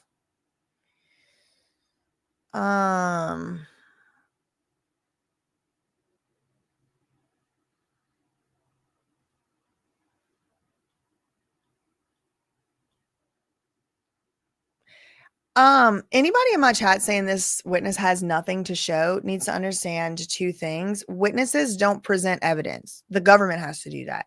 Second of all, she has shown a lot of stuff. What about those text messages that said, let the war begin? If you don't answer right now, call me, call me, call me, call me, call me, call me, call me, call me. 7 freaking call me's in a row. I think she's shown plenty. So. Com said it's something irrelevant.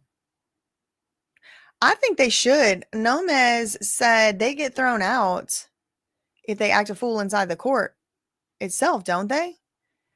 Are they supposed to? Yeah, this is a good definition. AstroTurf bots equals brain snatchers.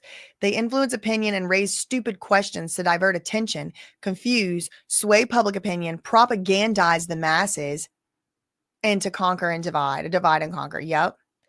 Diddy Docket, thank God, has a prediction. I'm predicting they will show she is shopping a book or film deal or something.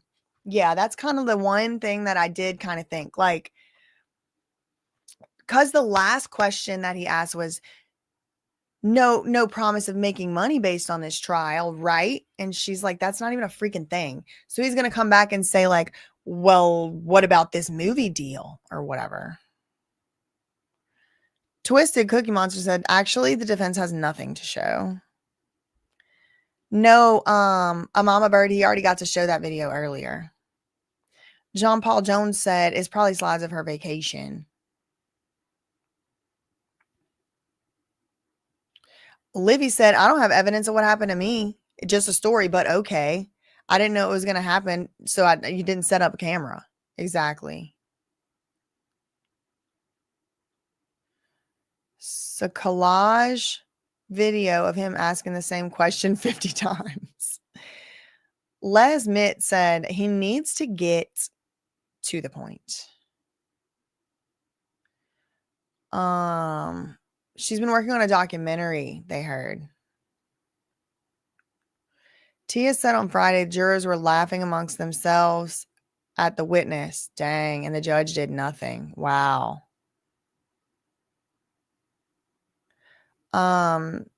Hey boo, yes, it is giving Legally Blonde, and they should never have given me that movie because now I'm out here changing the world and you're banned from my channel.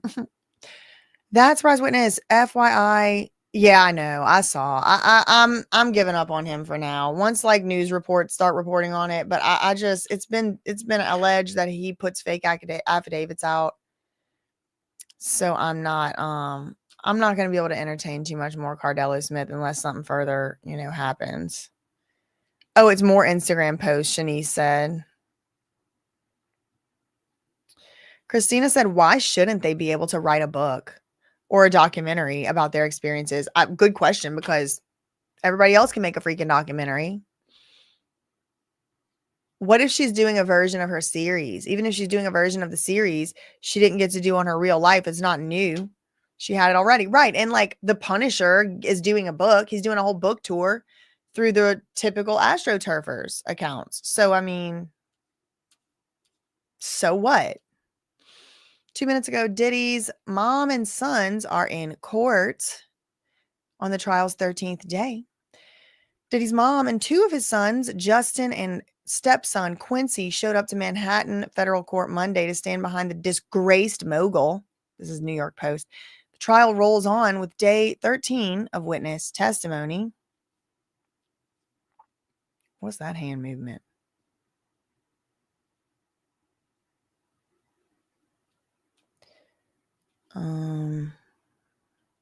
Janice, 84, has been spotted here at court essentially every day.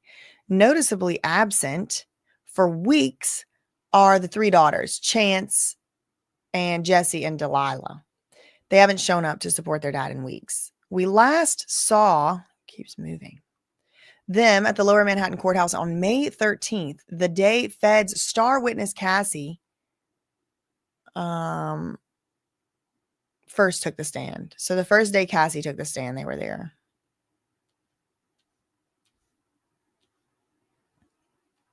Okay.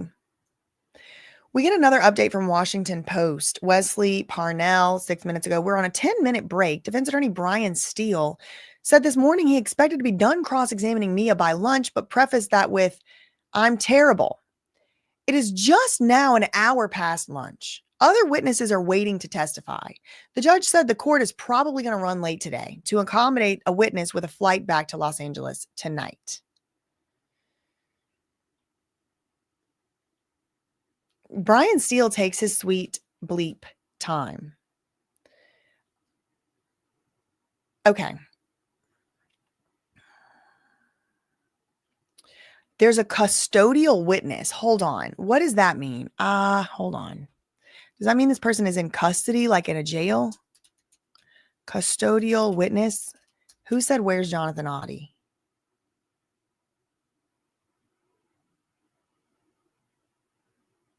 Oh, okay. No, it's not a person in custody. I'm glad I looked it up. All right. So this is what it just says. Like, I don't know. I just Googled it. I'm not an expert at this at all. I obviously had to just now Google it, and we're going to read the AI overview. In the context of a trial, a custodial witness is someone who's responsible for maintaining, using, or possessing documents or records, or who can authenticate those documents or records. Okay, so a custodial witness is a person who, it's like, you know how if you have to get somebody to do a deposition on the behalf of like whatever, like Sony or whatever. You send one person. You obviously can't send Sony because what even is that? You got to send the CFO or the CEO or whatever, whoever, some representative of the company. It could also be like a police officer who has the responsibility over certain records or whatever. I think that's what this means. It's a witness, someone responsible for maintaining, using, possessing documents or records who can authenticate the documents. So who can say, yeah, that's my text message, or yeah, I sent that, or whatever. In simpler terms, a custodial witness is someone who cares for the records and can verify their legitimacy.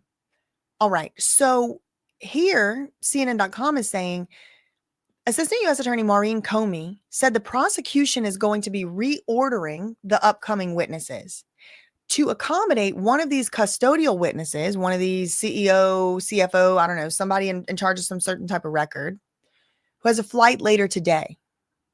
Because Mia's cross-examination, no tea, no shade, is much longer than expected, Brian Steele. So what is he setting up? He's like, can I set up those other matters? It is 2:30 and he's still trying to set something up. 17 minutes ago, he started wanting to set something up. This is like dragged out on purpose, if you ask me.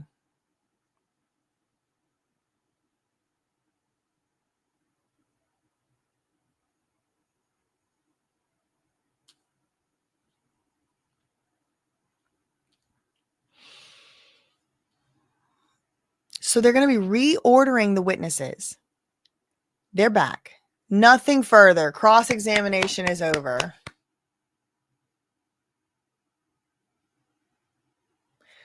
Cross-examination is over. So I still don't know what Brian Steele is setting up.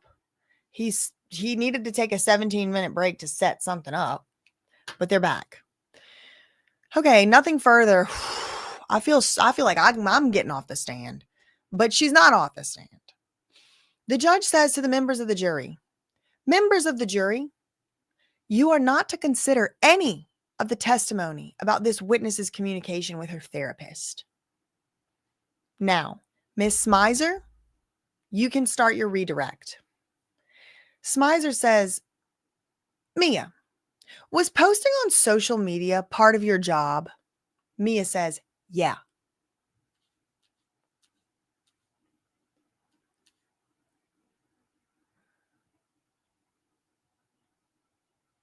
I'm just refreshing our other sources here.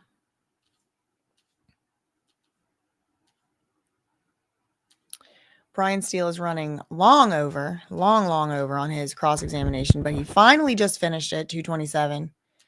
The redirect has started by the prosecution. It looks like it's Miss Madison Smizer.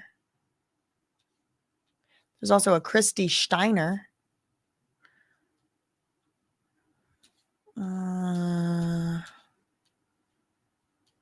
9 minutes ago, Fox News said Diddy's ex-assistant says losing job hit her hard, felt like her world was being ripped away.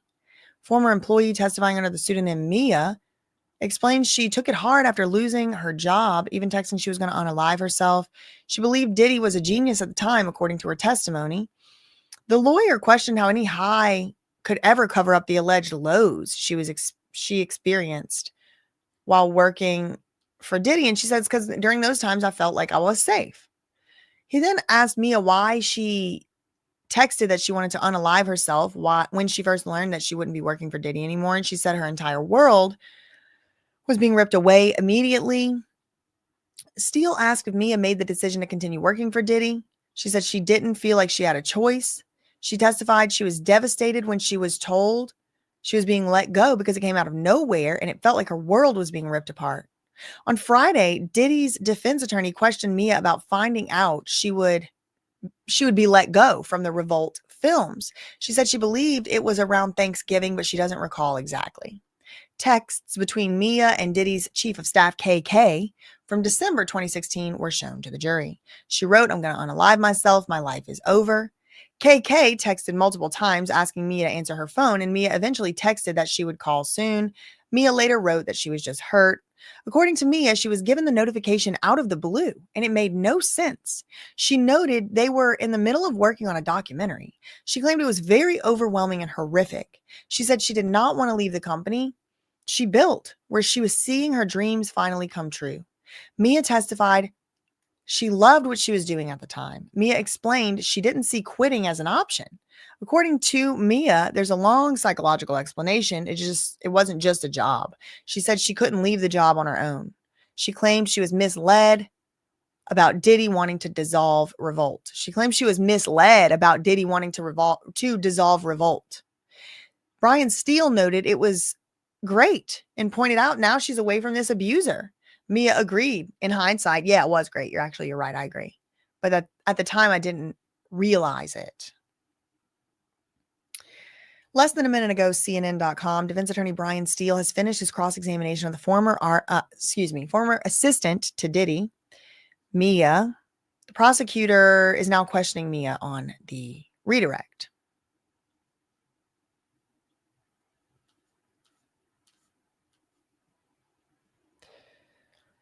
As part of, so the most recent thing that we read from the Inner City Press Twitter was posting on social media part of your job? And Mia said yes. And the next question here, 2 minutes ago from the assistant U.S. attorney. As part of your job, did you post on your personal Instagram account? Mia said yes. It was part of my job to post on my personal social media account. Yes. What did Mr. Combs do if he thought you were not doing your job? Mia said, I would be yelled at and humiliated. Next question. Did other employees also post for Diddy's birthday? Mia said yes. And the birthday video, was it for Club Diddy? Mia said yes, it was for Club Diddy. Did Mr. Combs co-own the water you were drinking? And did you say Revolt, the project you worked on at the end? Mia said yes. So this is obviously something for work, is what the prosecutor is trying to imply here with this question. Diddy was a co-owner of the water. She's drinking a water. Diddy co-owned the water. She's drinking it. An advertisement on her personal social media. And didn't you at the end of the video say Revolt? And that's the project you were working on at the end? She said yes. You posted about the good, not the bad times, right? Mia said exactly.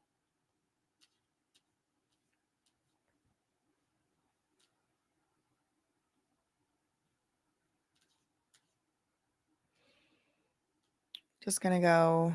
We got a new update from Washington Post. Oh, yeah, of course. We got to get Tanea. We got to get Tanea on the scene every single day. Oops. I closed out of NBC. Let me get it back up.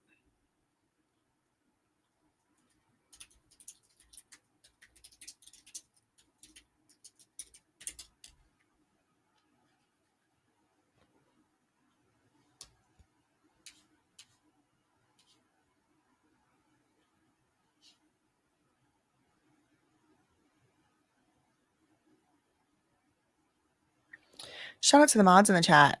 If you think they're doing a good job, most of their links are linked. I still am waiting for a couple others, but I see some people saying great moderating. Drop that hammer.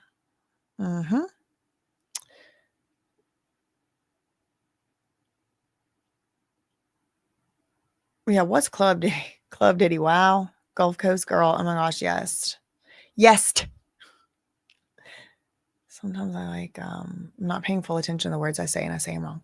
Thank you to Claudia Rabaldino for the €2 super chat, watching from Portugal.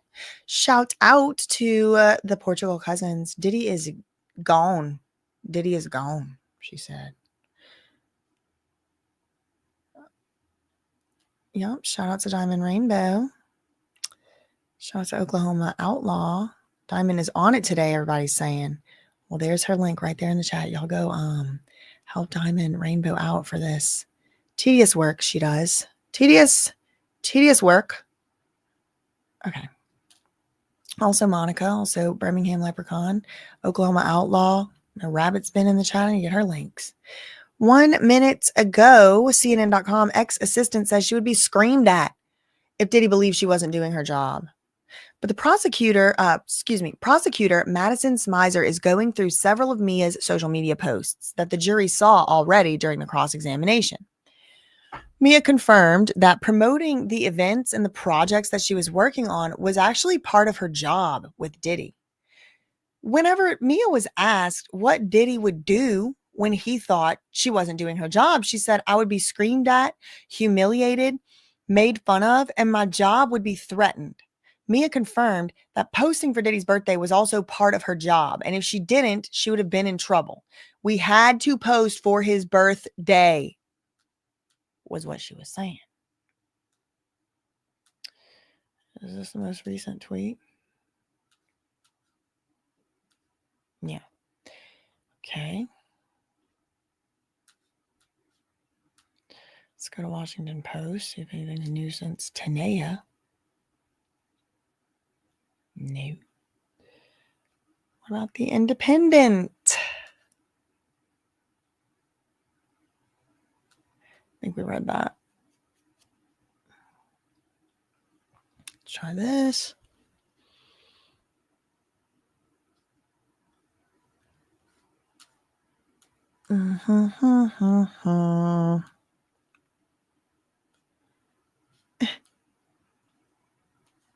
Ew. Okay, we saw that. Okay, I lost my spot. Where am I? That's an hour ago. 5 minutes ago. Mia.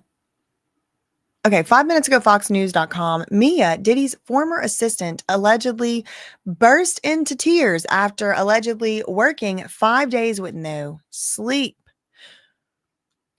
She previously testified that she burst into tears after allegedly working 5 days with no sleep. When asked about the 5 days she worked, Mia testified she had physical reactions, but she didn't say to Diddy that she needed to go to sleep. Diddy's defense attorney asked if she complained. Mia said no, she just burst into tears. Diddy's lawyer asked if HR was a front for Combs. Mia testified that her only interactions with HR were to enforce punishment that she didn't deserve.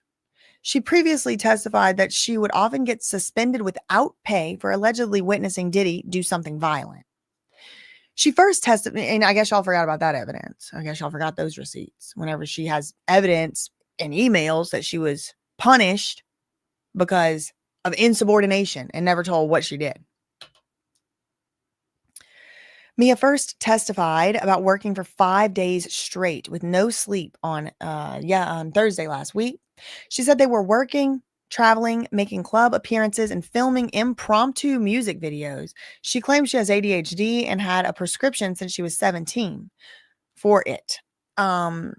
According to Mia, she took extended release Adderall. She finally slept when she had a physical breakdown. Mia claims she lost her hearing, had blurred vision, saw lights that weren't there, burst into tears, and couldn't stop. Diddy then allegedly finally allowed her to go to sleep.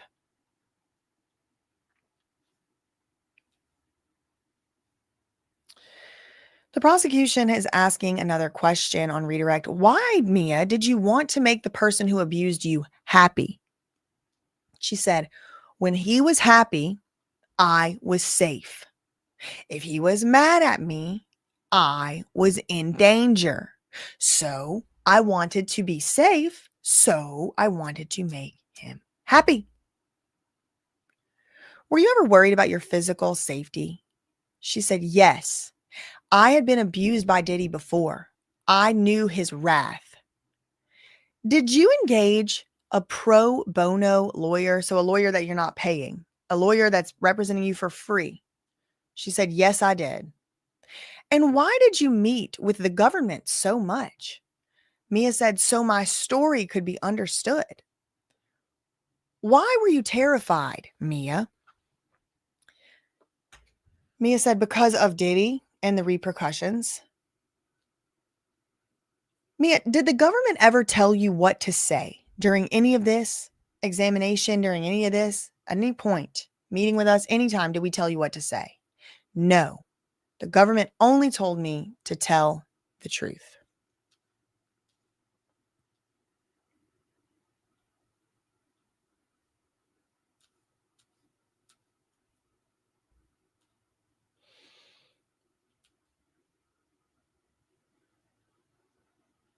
It appears, yes, it does. It does appear that a lot of people have a 5-minute attention span.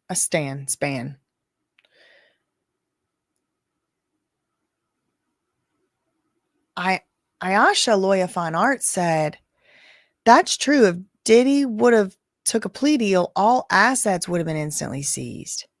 Over the weekend, Diddy hired an asset lawyer who previously worked for the Department of Justice for the government seizing assets. Is that true? That's real? Y'all, Diamond is out here. Hold on. I have to get this demon. I rebuke in the name of all that is holy. In the one true God. I rebuke. My God. Jesus, Lord. Okay, what was I saying? It's like a live action whack-a-troll game. Thank you. Just whack, because they out here. And if y'all appreciate Diamond's hard work, her link is linked. What's the saying? The devil you know. Exactly. This poor girl is still on the stand. It is given exhaustion all over again, as if she's still working for Diddy. Horrible. I hope her story was for nothing. What does that mean? Wasn't for nothing? This judge is taking a nap because I am over the same question repeatedly. Wendy Williams taking strays. I trust everyone. It's the devil in them I don't trust. I don't get what that. I don't understand. Bruce talking about it. Bruce Rivers is a criminal lawyer. And he's going to react to all the self-snitching. Yes, it's true. I read about it. Diddy did have an assets lawyer over the past weekend. Okay, let me look it up.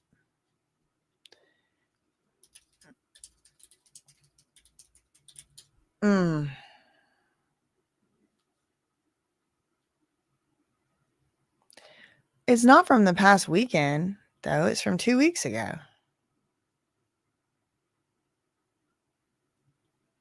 It's not from last weekend, y'all. This is old. Diddy hires former DOJ expert to save assets from government seizure. Inside empire at stake. In addition to facing life in prison, Diddy could lose the assets he's built up while becoming a music mogul, including his mansions, cars, private jet, even his bad boy record label. Diddy has been charged, He's also been charged under RICO, which means he could lose any of his assets deemed to have been used while committing a crime. Diddy has been subject to dozens of lawsuits since Cassie filed her lawsuit. And while he has denied all of the allegations and charges against him, as he goes into trial, his legal team has hired a consultant, a federal prosecutor who is an expert on federal asset forfeiture law after spending 30 years in the Department of Justice specializing in asset forfeiture and money laundering. RICO forfeiture is intended to be very broad, and so it has significant consequences. Adding, he couldn't go into specifics of Diddy's case because of his involvement as a consultant. So this is Stefan Casella. So it's going to boil down to what they can prove was part of the enterprise. Last year, Forbes said conservatively estimated Diddy's net worth to be around $400 million, saying his fortune had fallen along with his reputation after he was once poised to become a billionaire. The mogul owns several homes in the U.S., including a nearly $40 million home in L.A. neighborhood of Holmby Hills. Holmby Hills? Another one he bought near LA and Toluca Lake for $5.25 million. 2 side-by-side waterfront homes on Miami Beach's Star Island that he paid $35 million and $14.5 million for, as well as a nearly $3 million Miami condo. He also sold a home in New York's East Hamptons last year for $4.7 million. His homes in LA and Miami were raided last year as part of the federal ST investigation. The properties themselves could be included or referenced in the indictment as a means that served the ends of those alleged crimes, and they could be seized. Oh my God, they're going to take everything. In other words, if we were talking about charges that involved ST, the government would likely ask, Were these properties used to introduce victims of ST to potential abusers and S offenders?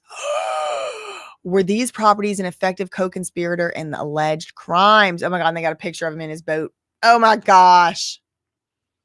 Allowing and facilitating Diddy's alleged engagement in illegal activities? If so, and if Diddy were to be found guilty in those alleged crimes, then the properties could be seized by the government. Oh my Lord. Along with his properties, Diddy also owns a Gulfstream G550 jet through his Love Air LLC, valued at around $25 million. The plane was built in 2015, can carry 14 passengers, and it was available to charter following Diddy's arrest. He also owns a luxury car collection estimated to be worth $1.6 million just last year, and includes a $500,000 Rolls-Royce Phantom, a Ferrari, a Lamborghini, Cadillac Escalade. Diddy has an extensive art collection. Oh my gosh. Including a painting he purchased for $21 million. Okay, hold on. Hold on. A $21 million painting. I got to see what that thing looks like. Girl. Oh, actually, wait. I've seen. Okay. I know why this is worth that much. There's so many prints of these for sale. And like, must be a famous artist. It's like you know how there's like that famous painting by that French guy that like, it's a bunch of dots. It's like French people out on the river or something. And it's like dots. I think this is like, a play on that art, but it's like showing like obviously like Black Americans in a leisurely activities, like a reframing, a re-referencing. I definitely seen some of these. Like there's a lot of these prints. Like a lot of people have these prints. Anyway, okay, so I could see why he would. This is like a very iconic painting or artist at least. He has a copy of the Declaration of Independence. Well, so do I. I mean, I don't can anybody. Like having a copy of the Bible. Thanks so much, Rosie, for the $4.99 super sticker. Thank you, Lori, for the $9.99 super chat. So blessed to have found your videos. You have a beautiful voice, speaking and singing. Thank you, thank you. Okay, let's see what else is going on here. Is this witness almost done? Somebody said 90% of modern art is nothing but money laundering.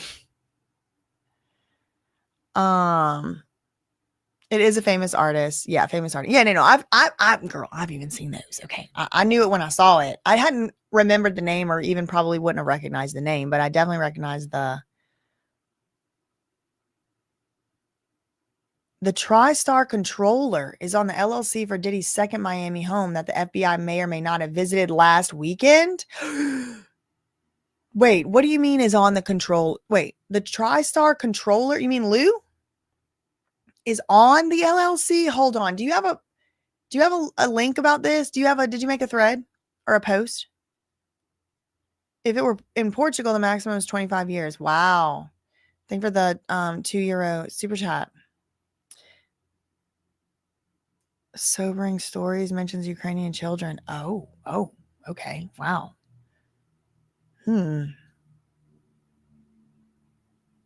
Oh, there's apparently some gritty details in that painting. Well, I've never really analyzed it. Y'all just watched me do about the most analysis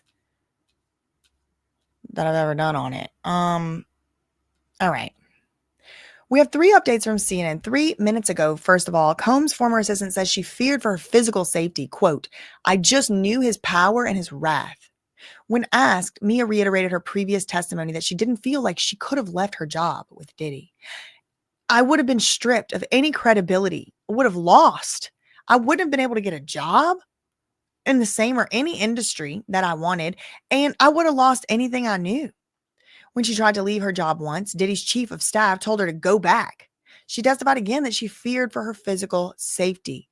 "I just knew his power and his wrath."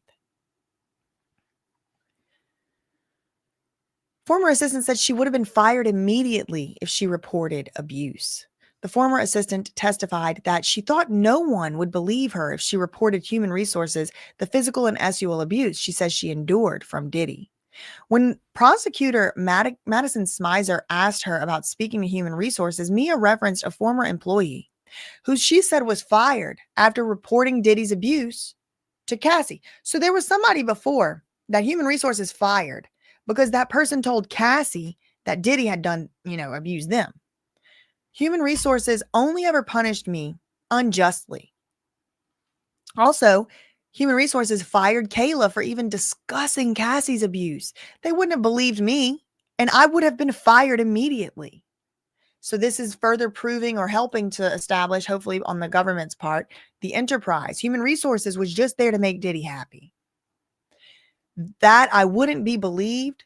I would be wiped out. I would be abused, fired, and somehow made to look like I was a crazy person making everything up. That is what Mia said she was worried about if she disclosed what happened to her with the sexual assault. That she would not be believed, that she would be wiped out, that she would be abused, fired, and somehow made to look crazy, making everything up, just like she was made to look like on the stand today by Brian Steele. Or attempted to be made to look. 4 minutes ago, Mia's testimony is finally wrapping up. Less than a minute ago, Beverly Hills hotel employee is the prosecution's next witness. Now, we thought it was going to be Eddie Garcia, who worked for the Intercontinental Hotel. But because this person has a flight back to LA today, she's going to go ahead. Sylvia is going to go ahead and go through. And this is Sylvia Oken, the area director of sales and marketing at the Beverly Hills Hotel. She's on the stand now. This is a custodial witness for hotel records being admitted as evidence. So she's the one who's going to testify, I think, for the chain of custody to say how these records are normally kept.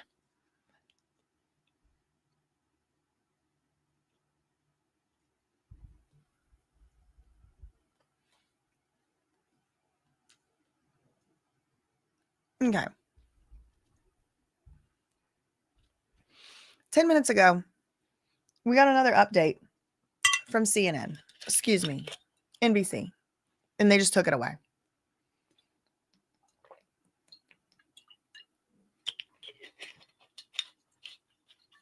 Excuse me. I need to take my beverage intake.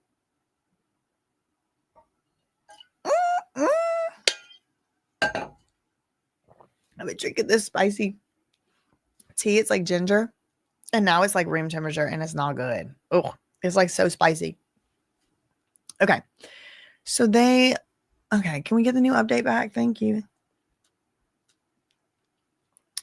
11 minutes ago, NBC News, prosecution takes up redirect, asks Mia about Diddy's social media presence. Brian Steele, Diddy's lawyer, ended the cross-examination, allowing prosecutors to redirect Mia's testimony. Mia was asked about her work with Diddy, which included managing all of Diddy's social media presence. She testified that if Diddy did not feel as if she was doing her job, then she was going to be punished, and her job would have also been threatened. And this apparently included posting on Diddy's birthday. As Mia told the court, she would have been in trouble if she didn't post, even on her own social media, her personal social media accounts. 10 minutes ago, NBC News, Adam Rice, Ying Feng, and David K. Lee working hard, staying out of trouble. On redirect, Mia said she had a good reason to keep working hard and ensuring Diddy was pleased. Because when he was happy, I was safe, she said. The defense repeatedly asked Mia why she stayed with Diddy despite the assaults she allegedly endured.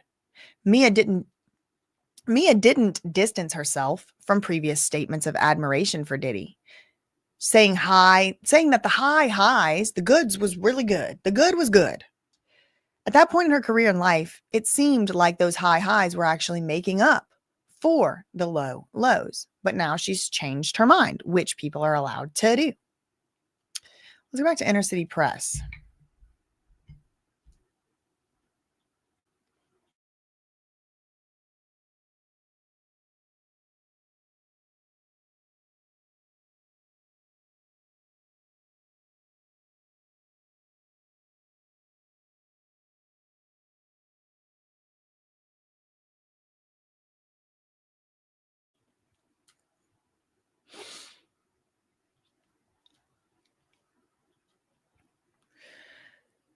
So this was when she was still on the stand. This is Inner City Press's updates. The prosecution said, "How do you feel about public speaking?" She said, terrified? Can you explain that you're scared of public speaking, given that you have been in comedy? She said, I had Diddy's permission for that. Okay. Any comparison to testifying about Diddy sexually assaulting you here? Right. So you can stand up and do stand up, right? She said, yeah, I mean, sometimes.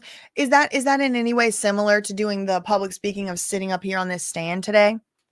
She said, no comparison at all whatsoever. It's very different.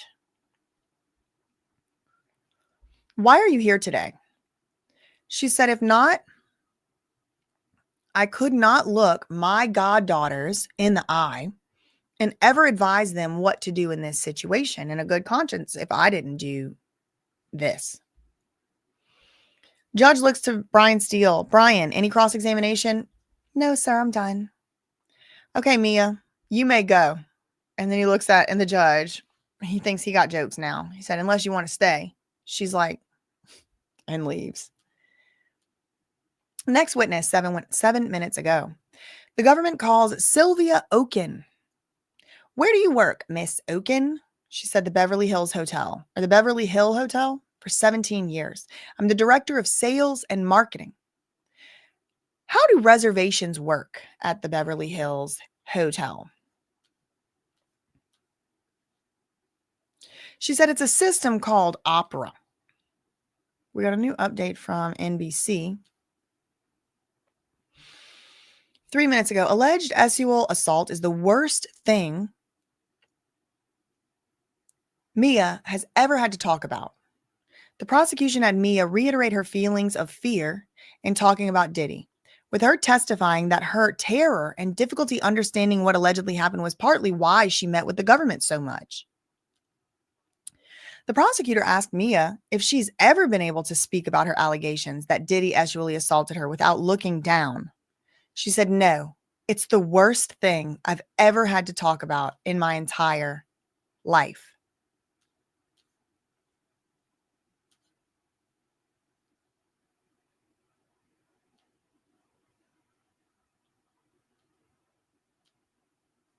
Okay, so we got a few updates from Washington Post. This one's from 11 minutes ago. Wesley Parnell. Mia's cross-examination is over, and prosecutors are now doing the redirect. So she's now in real time sitting here at 2:57. She's off the stand, but Mia was still in the stand 11 minutes ago, according to this update from the Washington Post. She was then on the redirect, asking the the prosecutor was then asking her about her job duties. Mia said she was often required to promote Diddy on her own personal social media and, like any employee, was strictly prohibited from publishing negative content about her boss. Is that why you didn't post about having a computer thrown at your head? Yes. Is that why you didn't post about Mr. Combs sexually assaulting you? Yes. Diddy's attorneys spent hours accusing Mia of lying to the court due to her shiny social media presence that didn't reflect her dark experience working for Diddy's empire. 3 minutes ago, Wesley Parnell on redirect, Mia was still on redirect at this time. She was describing her experiences of abuse at the hands of Diddy, at times speaking in a whisper. Were you worried about your physical safety at all? Asked the prosecutor. Yes, responded Mia. Have you ever been able to talk about Diddy sexually assaulting you without looking down? No. Why is that? She said. The prosecutor asked. Mia said, it's because it's the worst thing I've ever had to talk about in my life. I can't look at my nieces or my goddaughter in the eyes and ever advise them if they were in this situation. New update from NBC. 2 minutes ago, NBCnews.com, Mia says she couldn't look her loved ones in the eye without testifying. She said she has no choice but to testify against Diddy because she doesn't want her younger female loved ones to turn a blind eye to sexual assault. Quote, I can't look my niece or my goddaughters in the eyes in the future if they happen to be in this situation. So last we left off with Inner City Press, they were talking about Oprah. It looks like it is still the most recent thing they've said. Is this her? Sylvia Oatkin. I don't know if that's her for sure. Someone posted that though.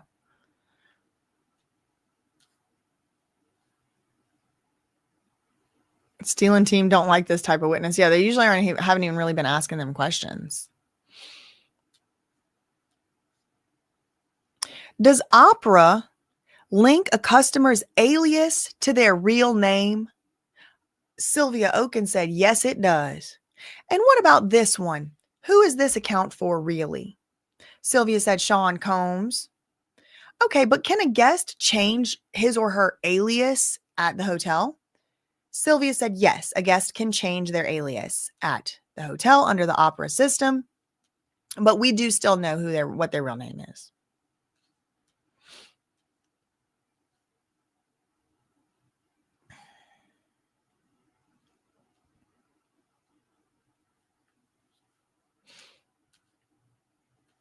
I'm just looking at our other sources.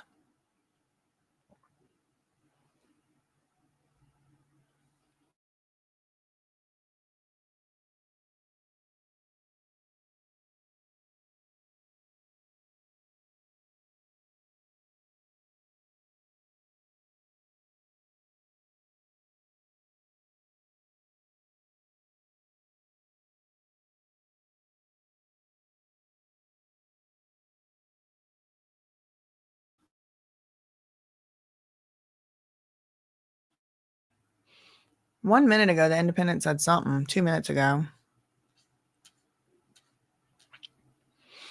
2 minutes ago. Oh, we have 4 too.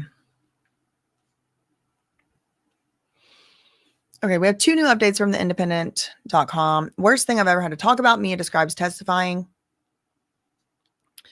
Before she was dismissed, a prosecutor asked Mia if she ever had been able to talk about Diddy's abuse without looking down. Mia responded that discussing the abuse was the worst thing she's ever had to talk about in her life. 3 minutes ago, prosecutors called hotel employee to the stand. Prosecutors called Sylvia Oaken, director of sales and marketing at the Beverly Hills Hotel, to the stand. She will serve as a custodial witness, meaning she will testify about the authenticity of certain hotel records that have been submitted as evidence in the case. One new update from CNN. Jury sees hotel record that lists Cassie as an accompany guest on Diddy's reservation. Sylvia, the director of sales and marketing at the Beverly Hills Hotel, said she recalled some reservations made for Diddy under the alias Frank Black. The jury also saw hotel records that showed Cassie was listed as an accompanying guest on the reservation. She had full access to the reservation, and she could charge things to the room.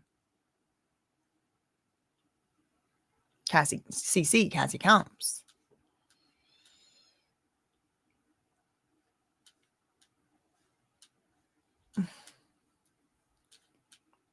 Ew.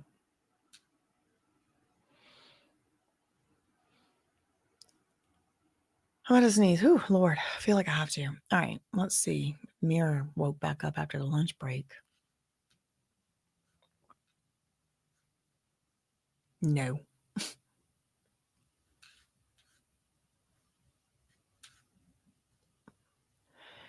Diddy's ex-assistant kept him happy so she would be safe. After being cross-examined by the defense, Mia confirmed to the U.S. Assistant Attorney Madison Smizer that she did post on social media as part of her job. She gave examples of posting for Ciroc and the Bad Boy reunion tour. She reiterated it was part of her job to promote Diddy on social media, and if Diddy believed she wasn't doing her job, she could be screamed at or punished. According to Mia, her job would be threatened. Smizer was asked about Mia posting for the rappers. Smizer asked about Mia posting on social media for Diddy's birthday. Mia explained if she didn't post for his birthday, it would have been awkward. The ex-assistant claimed she also could have gotten into trouble. Mia testified posting the bad times was not what social media was even for, which is why she did not post about Diddy allegedly pushing his girlfriend Cassie into a bed frame or allegedly sexually assaulting her. Mia explained she made Diddy a scrapbook gift for his birthday to keep him happy because when he was happy, she was safe.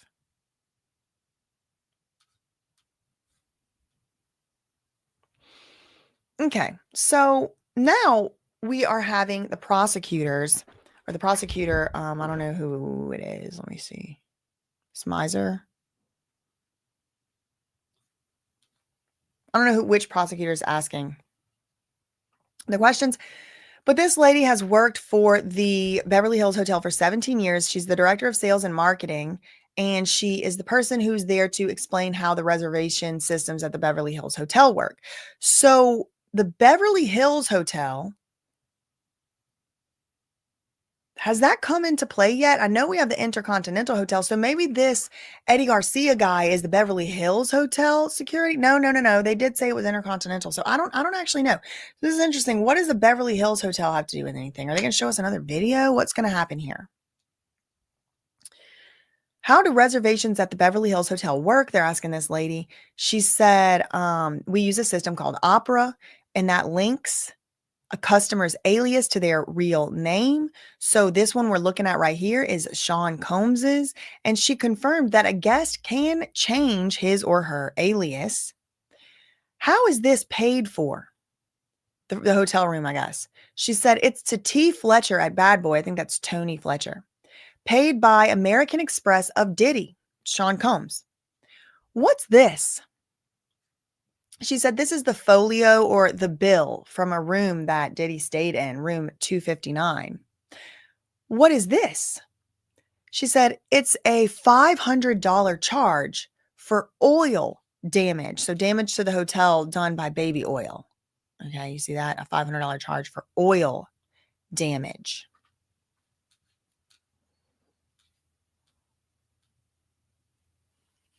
Okay.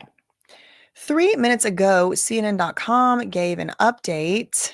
Jury sees hotel record that lists Cassie as an accompany guest. Sylvia is recalling that some of the reservations for Diddy were under the alias Frank Black. She said it's common for guests in the entertainment industry to stay at the hotel under a fake name, aka alias, but she said the hotel guest profiles do contain the real names of the alias and the celebrity's real name. The jury also saw a hotel record that showed Cassie was listed as an accompanying guest. She had full access to the room. She could charge things to the room.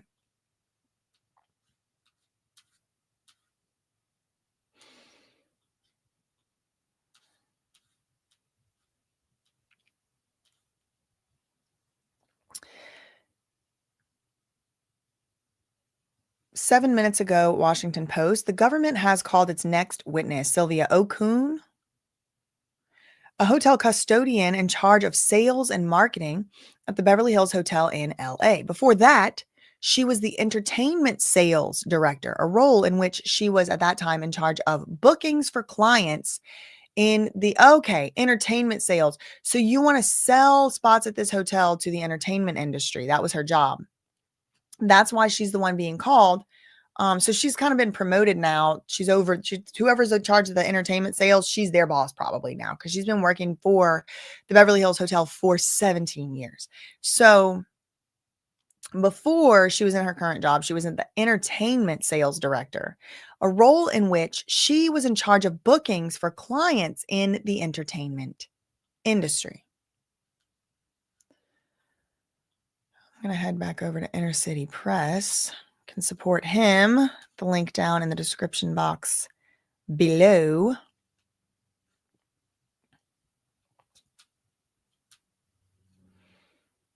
Okay, so his obsession with baby oil, applesauce, and being a bleep makes me wonder if Diddy has some mommy issues. Oh my God. Next, we're going to find out they were changing Diddy's dirty diaper or something. And that's why he liked the baby oil, because it smells like his childhood or something. Okay. Less than a minute ago, CNN.com puts another post up. Jury sees hotel receipts, including a $500 charge for oil damage. The jury saw 2 bills for Diddy's hotel stays addressed to an alias associated with his guest profile. This was Ricky Perret. What was Frank Black? I mean, he had a bunch of them. Jackie Starr. One of these receipts that the jury saw was from May 2015. This included a $500 charge for so-called oil damage. Another bill included a $300 charge for cleaning drapes and a fee for going out to pick up 5 candles for Diddy. Oh my God. Okay. So $300 they had to clean the drapes for some reason. They were dirty. And there was also a fee on one of these receipts because Diddy had sent the hotel staff out to go get 5 candles. Now he needed 5. So remember the number 5. The jury is dismissed for the day. She's off the stand. The defense team briefly cross-examined her, but the prosecutors didn't have any follow-up questions. The jury has now been dismissed for the day. So if Brian Steele was trying to steal the kapow of this next witness that they're so scared of coming up to testify or whatever, he didn't do that because the kapow is coming first thing in the morning. Okay. However, we do get some more information from Inner City Press. He says, what is this? This is a bill for $500 for oil damage. The jury saw this bill and another one apparently. No further questions. Diddy's lawyer stands up and says, the accompanying guest was Cassie Ventura. She said, yes. Okay, nothing more.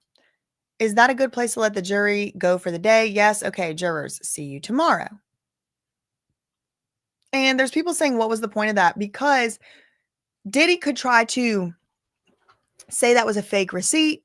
He could try to say the government's just making it up. He's faking, authenticate this, that. It kind of authenticates a few things without having to have Diddy be like, no, that's not true. Now, Diddy could still say, no, that's not true. But now the jury has the person who's like, and whose job it was to do these celebrity bookings, talk about the system. Yeah, it says Frank Black, but that's Diddy. It's Diddy's name on the account. That's why they had the, they needed that person to come on. Okay, let's see if they're going to, they're going to still keep. Who's next? Eddie Garcia for an hour and a half. And then we're going to have our video expert. Witness Jane will be having an international flight. So we'll try to get her on before. So is this victim 2? Somebody tell me. Who's next? Eddie Garcia, the former Intercontinental Hotel security. He's going to be the second security guard from the Intercontinental Hotel to testify. And this is the one that has gotten immunity. This is the one that has gotten immunity. He came on this morning on the stand briefly before Mia came on. He got immunity.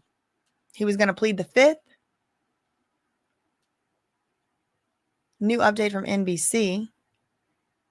3 minutes ago, Diddy used aliases for hotel reservations, which we already knew, but this is a different hotel. This is the same system, though, this opera system. It's the same, different hotel, though, Beverly Hills Hotel.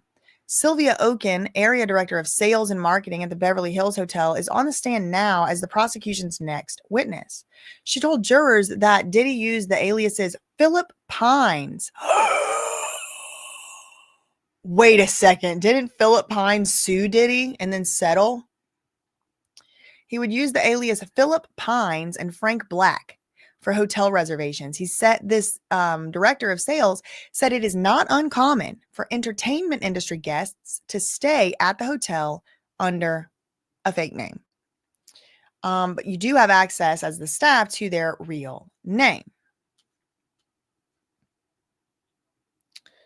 Let's go to Inner City Press. I want to see what they're saying. They're going to tell us who's coming up next. Now, victim, I don't know if it's victim 2 or if it's witness Jane is, I don't know if that is victim 2 or not. Garcia did plead the 5th, Terry. That's why they gave him. So Terry down here said, I thought Garcia was going to plead the 5th. He did plead the 5th and they gave him an immunity order. So he's being compelled to testify. He has to testify. Let's see what else they're talking about. So some of the, okay, so that's it. Hold on. Let me find where we are.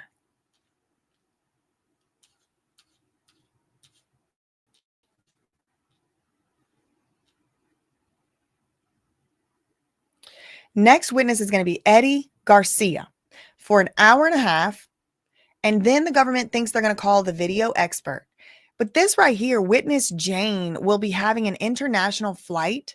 So we'll try to get her on before the international flight, I guess. I don't know if that means she's going to also be an hour and a half. The court usually starts at 9.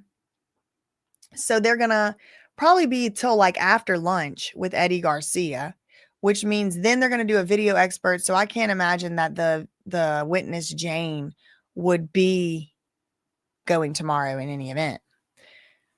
Thanks so much, Squirrel Friend, for the $5 super chat. I'm about to go on vacation and I want to put your song I heard the other day on my playlist. Where do I find it? I think you can get it on like everywhere, like Apple Music, Spotify. A Squirrel is Acting Up. Thank you so much for the $5 super chat. Shout out to April for gifting 5 memberships. If y'all got one of those, you better say thank you in the chat. Thank you so much to April. Shout out to you.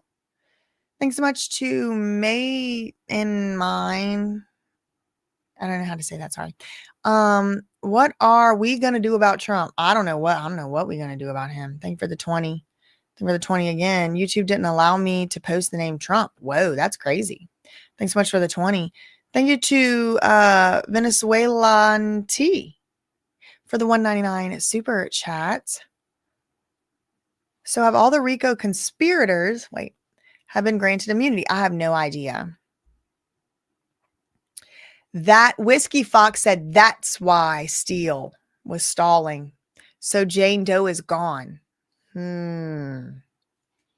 Shout out to my cousin April. Where's Talia Graves? That's a good question. This trial has been making my workday go by fast, I said. Thank you for your coverage and being my coworkers. Y'all all coworkers now. Are any of these hotels in the same state? I'm curious if these are going to be showing the interstate international ST of it all. That's interesting to think of. They got proffer agreements. Apparently there's a difference. Soaring Energy, that's like not an actual song. It's just like a demo I made. It's not even like auto-tuned. It's don't have a reverb or anything on it. So one day I might record that song and then it'll be available for download.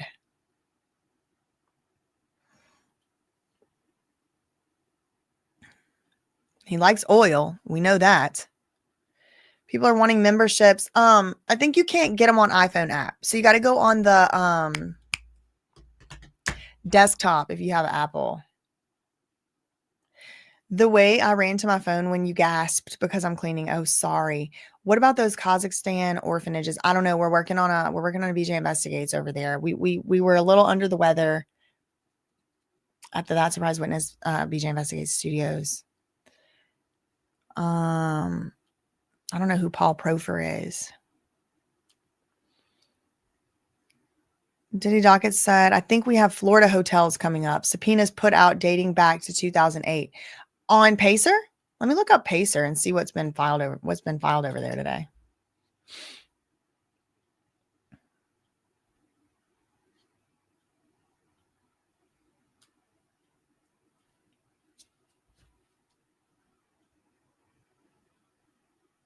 In Diddy's case. Oh, it's thinking real hard. Look. It is Jane from overseas. I mean, I'm just wondering, is Jane Britney Spears? Because she's been all over everywhere. No, it was reported by TMZ a long time ago. Okay, thank you. Android, I think you can do it from just right there on the phone. Oh my gosh. Of course, the Cajun babies love the intro. Laissez les bon temps rouler. If you know, you know. If you want a gift membership, they are given randomly. But you do, I think you have to turn on the gift sign, or is that not a thing anymore? Uncle Paulie is Paul Offered. So he's coming. Let's go to Diddy Docket. They got the DiddyDocket.com. They got the witnesses all up. Okay, hold on. USA versus Combs. View the witnesses. Okay, look. This is a good website right here, y'all. DiddyDocket.com. Look. This is the witnesses so far.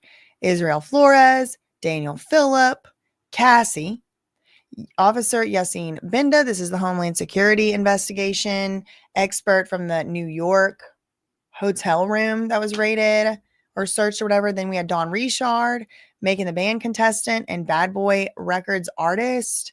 Carrie Morgan, Cassie's former best friend. David James, Diddy's former assistant. Regina Ventura, Cassie's mom. Sheree Hayes, aka The Punisher, who I'm allergic to. Gerard Gannon, who was the Homeland Security investigation agent who led the raid of the Miami home, one of them. Dawn Hughes, who was the forensic psychologist. She's kind of like a celebrity of sorts of her own right at this point. Then we had another executive assistant or assistant. This was an executive assistant. George Kaplan. He was the one that was still kind of enamored with Diddy, but he had to leave after seeing what he saw. Then, of course, how could anyone forget Kid Cudi? Scott Mescudi, former romantic partner of Cassie and former Diddy op. Mila Morales, who could forget? She wasn't up there long, but she did talk about, this is a former makeup artist. She talked about things that she had witnessed, allegedly, according to her testimony. We had Frederick Zemmour. This was the other hotel person that also testified about this opera thing. So Beverly Hills also, L'Hermitage, how do you say that? Beverly Hills. So 2 hotels from Beverly Hills. All right. That's all we have so far. Somebody asked earlier, are these hotels going to be in different places, different states? So far, they're both Beverly Hills. Then Josh Croft, Homeland Security Investigations special agent, and he was holding up bags of stuff. Girl, I don't even remember exactly what he was doing. Then there was Capricorn Clark. She started after Josh Croft, then Capricorn Clark, former employee of Bad Boy Records and former employee of Sean John Clothing. Then how could you forget Christopher Ignacio? This is the officer from the LA Police Department who did testify about the Kid Cudi incident. Then we had Lance Jimenez, who was the arson investigator. He's the one who testified about the Kid Cudi arson alleged incident with the boom boom in the car. Then for some comic relief, we had Deontay Nash. He was the former stylist for both Diddy and Cassie. Oh, then there was Mia. She just finished her testimony today. And then Sylvia Oken, the director of sales and marketing at the Beverly Hills Hotel. Now, these are the other names that we had heard mentioned. Thank you to the Diddy Docket. DiddyDocket.com is where I am right now. Once you go on there, then you can click on witnesses. It's right there on that front page. So these are the other ones we've heard of. The next one is going to be, I believe, Eddie Garcia. I'm just guessing because I'm not exactly sure, but seems to be what the government has implied. Eddie Garcia, who is the Intercontinental Hotel security, and he is the one that has immunity. Also, Enrique Santos, who's a radio host and a president of iHeart Latino. Okay, radio host and president of iHeart Radio, the Latino division. Frank Piazza. This, I believe, is the government's proffered forensic audio and video expert. I don't exactly know what they're offering him up for, but I believe he is being offered up to be an expert on the CNN tapes. The CNN tape of the, Diddy running down the hall like a puma. But who knows what, tricks they got up their sleeve over there. Then there's this Jane Doe. This is an international victim. I'm just wondering, it's about to be Britney Spears, girl. Jordan Atkinson is the former chef. She's the one that was allegedly assaulted or allegedly saw some assaults. She's also been said to be someone that's going to be called to the stand. And then, of course, James Cruz. So the government is still, what's this? 1, 2, 3, 4, 5, 6 more witnesses. That's just the ones we've heard of. That's just the ones we've heard of so far. Could be more. 2 minutes ago, government acknowledges that the witness's face was shown in error. Prosecutor Maureen Comey told the court hours earlier the face of Mia was mistakenly shown on video, and it was piped into the courthouse overflow room. The judge asked if something went wrong with the redacted footage that should have been aired or the incorrect version was used. The prosecution didn't know. So basically, was it your fault or was it an accident with the equipment or what? And they didn't know. 2 minutes ago, court is adjourned for the day with no one expected to return for continued testimony. Prosecutors say they will start tomorrow off by calling a named Eddie Garcia to the witness stand tomorrow. He worked as a security supervisor at the LA hotel where Diddy was filmed attacking Cassie in March 2016. He briefly took the stand today to invoke his Fifth Amendment right against self-incrimination. He received an immunity order sparing him from potential prosecution as long as he tells the truth when he answers his questions, the questions he's asked. Court is adjourned and will resume tomorrow morning. We have a new update from Washington Post. Okay. The government plans to introduce a number of Diddy's booking records. Okay, so this is why. So people asking, why did that lady just need to come up here for 5 minutes and answer 10 questions? This is why, according to Ann Brannigan at the Washington Post. The government plans to introduce a number of Diddy's booking records at different hotels over the years, which the jury will be tasked with reviewing. To help jurors know what they're looking at, prosecutors have called forward hotel custodians to walk through the records and explain what information is kept and how. Sylvia Oken, a hotel custodian for the Beverly Hills Hotel, has been explaining exhibits for a Mr. Philip Pines. This is an alias Diddy used when staying at the hotel. It's also the name of a former employee who sued Diddy. Pines is Diddy's most recent alias, by the way. Oken just testified that she has booked rooms for Diddy under the name Frank Black. This is the alias he used while having freak-offs with Cassie, according to Cassie's testimony last month.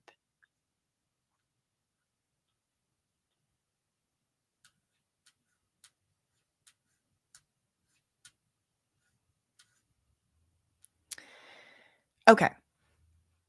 6 minutes ago from New York Post, security guard at hotel where Diddy infamously hurt Cassie scheduled to take the witness stand tomorrow.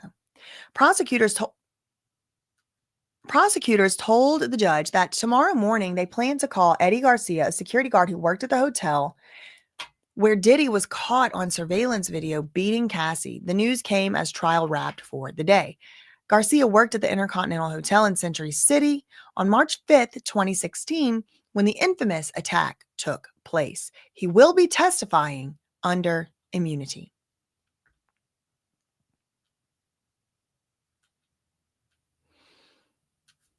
Okay. So I want to link this particular tweet right here. Hold on.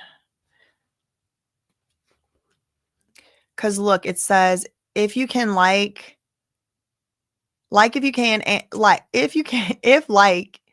and can support here. Okay, so this link, it has his PayPal, his Venmo, his Buy Me a Coffee, his extras on X for subscribers, his Substack, and his Patreon. Okay, so I want to put this link here. Y'all can find all those there. It's in the live chat. Vic McGee said, I bet Garcia is the boss who took the so-called alleged bribe. And maybe he is, because that would explain why he's like, I'm not going to be testifying without immunity. No, I'm not. Because if it is bribery, that means he kind of like participated in it. If true, we don't know. We're going to find out tomorrow. Who is live right now? Is Andy live right now? I was going to redirect y'all to a BJ Investigates, but I didn't have time to finish doing everything to get it done. So we're going to have to watch that tomorrow. Let's see.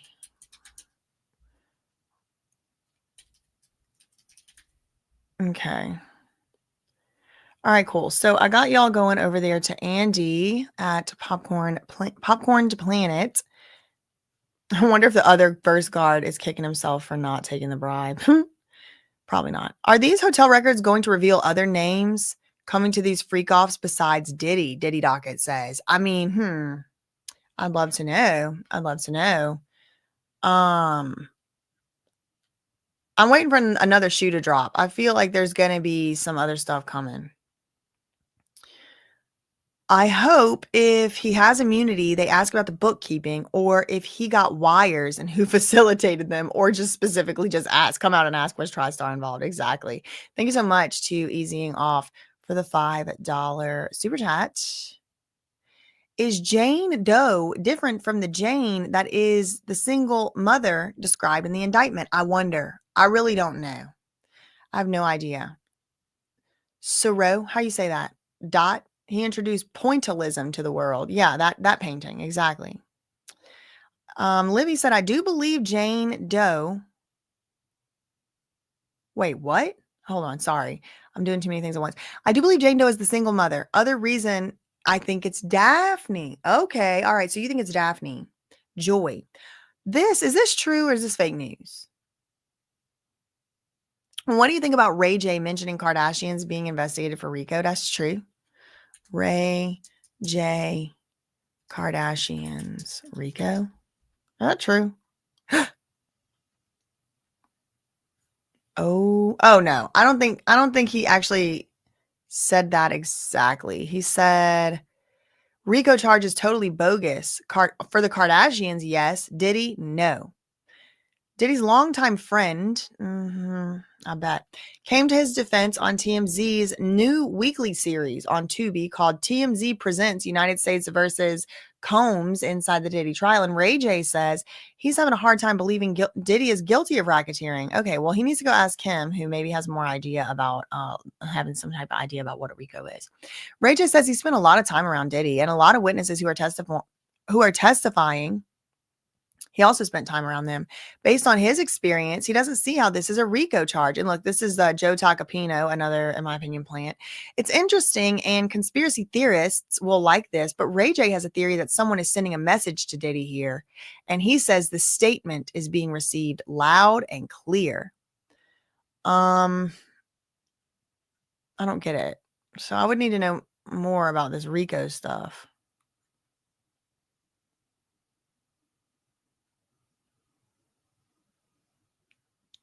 I'm gonna have to look more into that and watch the interview and stuff. Ray J calling out another TriStar client for RICO, not the perfect witness, but interesting. Yeah, very interesting. Very interesting indeed. Thank you for the $5 super chat. Diddy Doggett said ignore him. Thanks so much for the $5 super chat. And thank you again for the other $5 super chat. We'll see. We'll see. All right, I got y'all going to Andy. I'll see you tomorrow in the morning. Same back time, same back place. And we will talk about, I guess, Eddie Garcia's testimony. He's going to be testifying under immunity. Thanks so much to Hatka for the $2 super chat. Meanwhile, Ray J is busy wanting to have sleepovers. Oh, I didn't know about that, girl. I mean, that's not allegedly. Ray J blaming and projecting Suge Knight for all the Diddy stuff. Woo, I'll see y'all tomorrow. That's all real life for this one. In the meantime, facts ain't defamation. Neither are opinions. Love you, mean it. Okay, bye.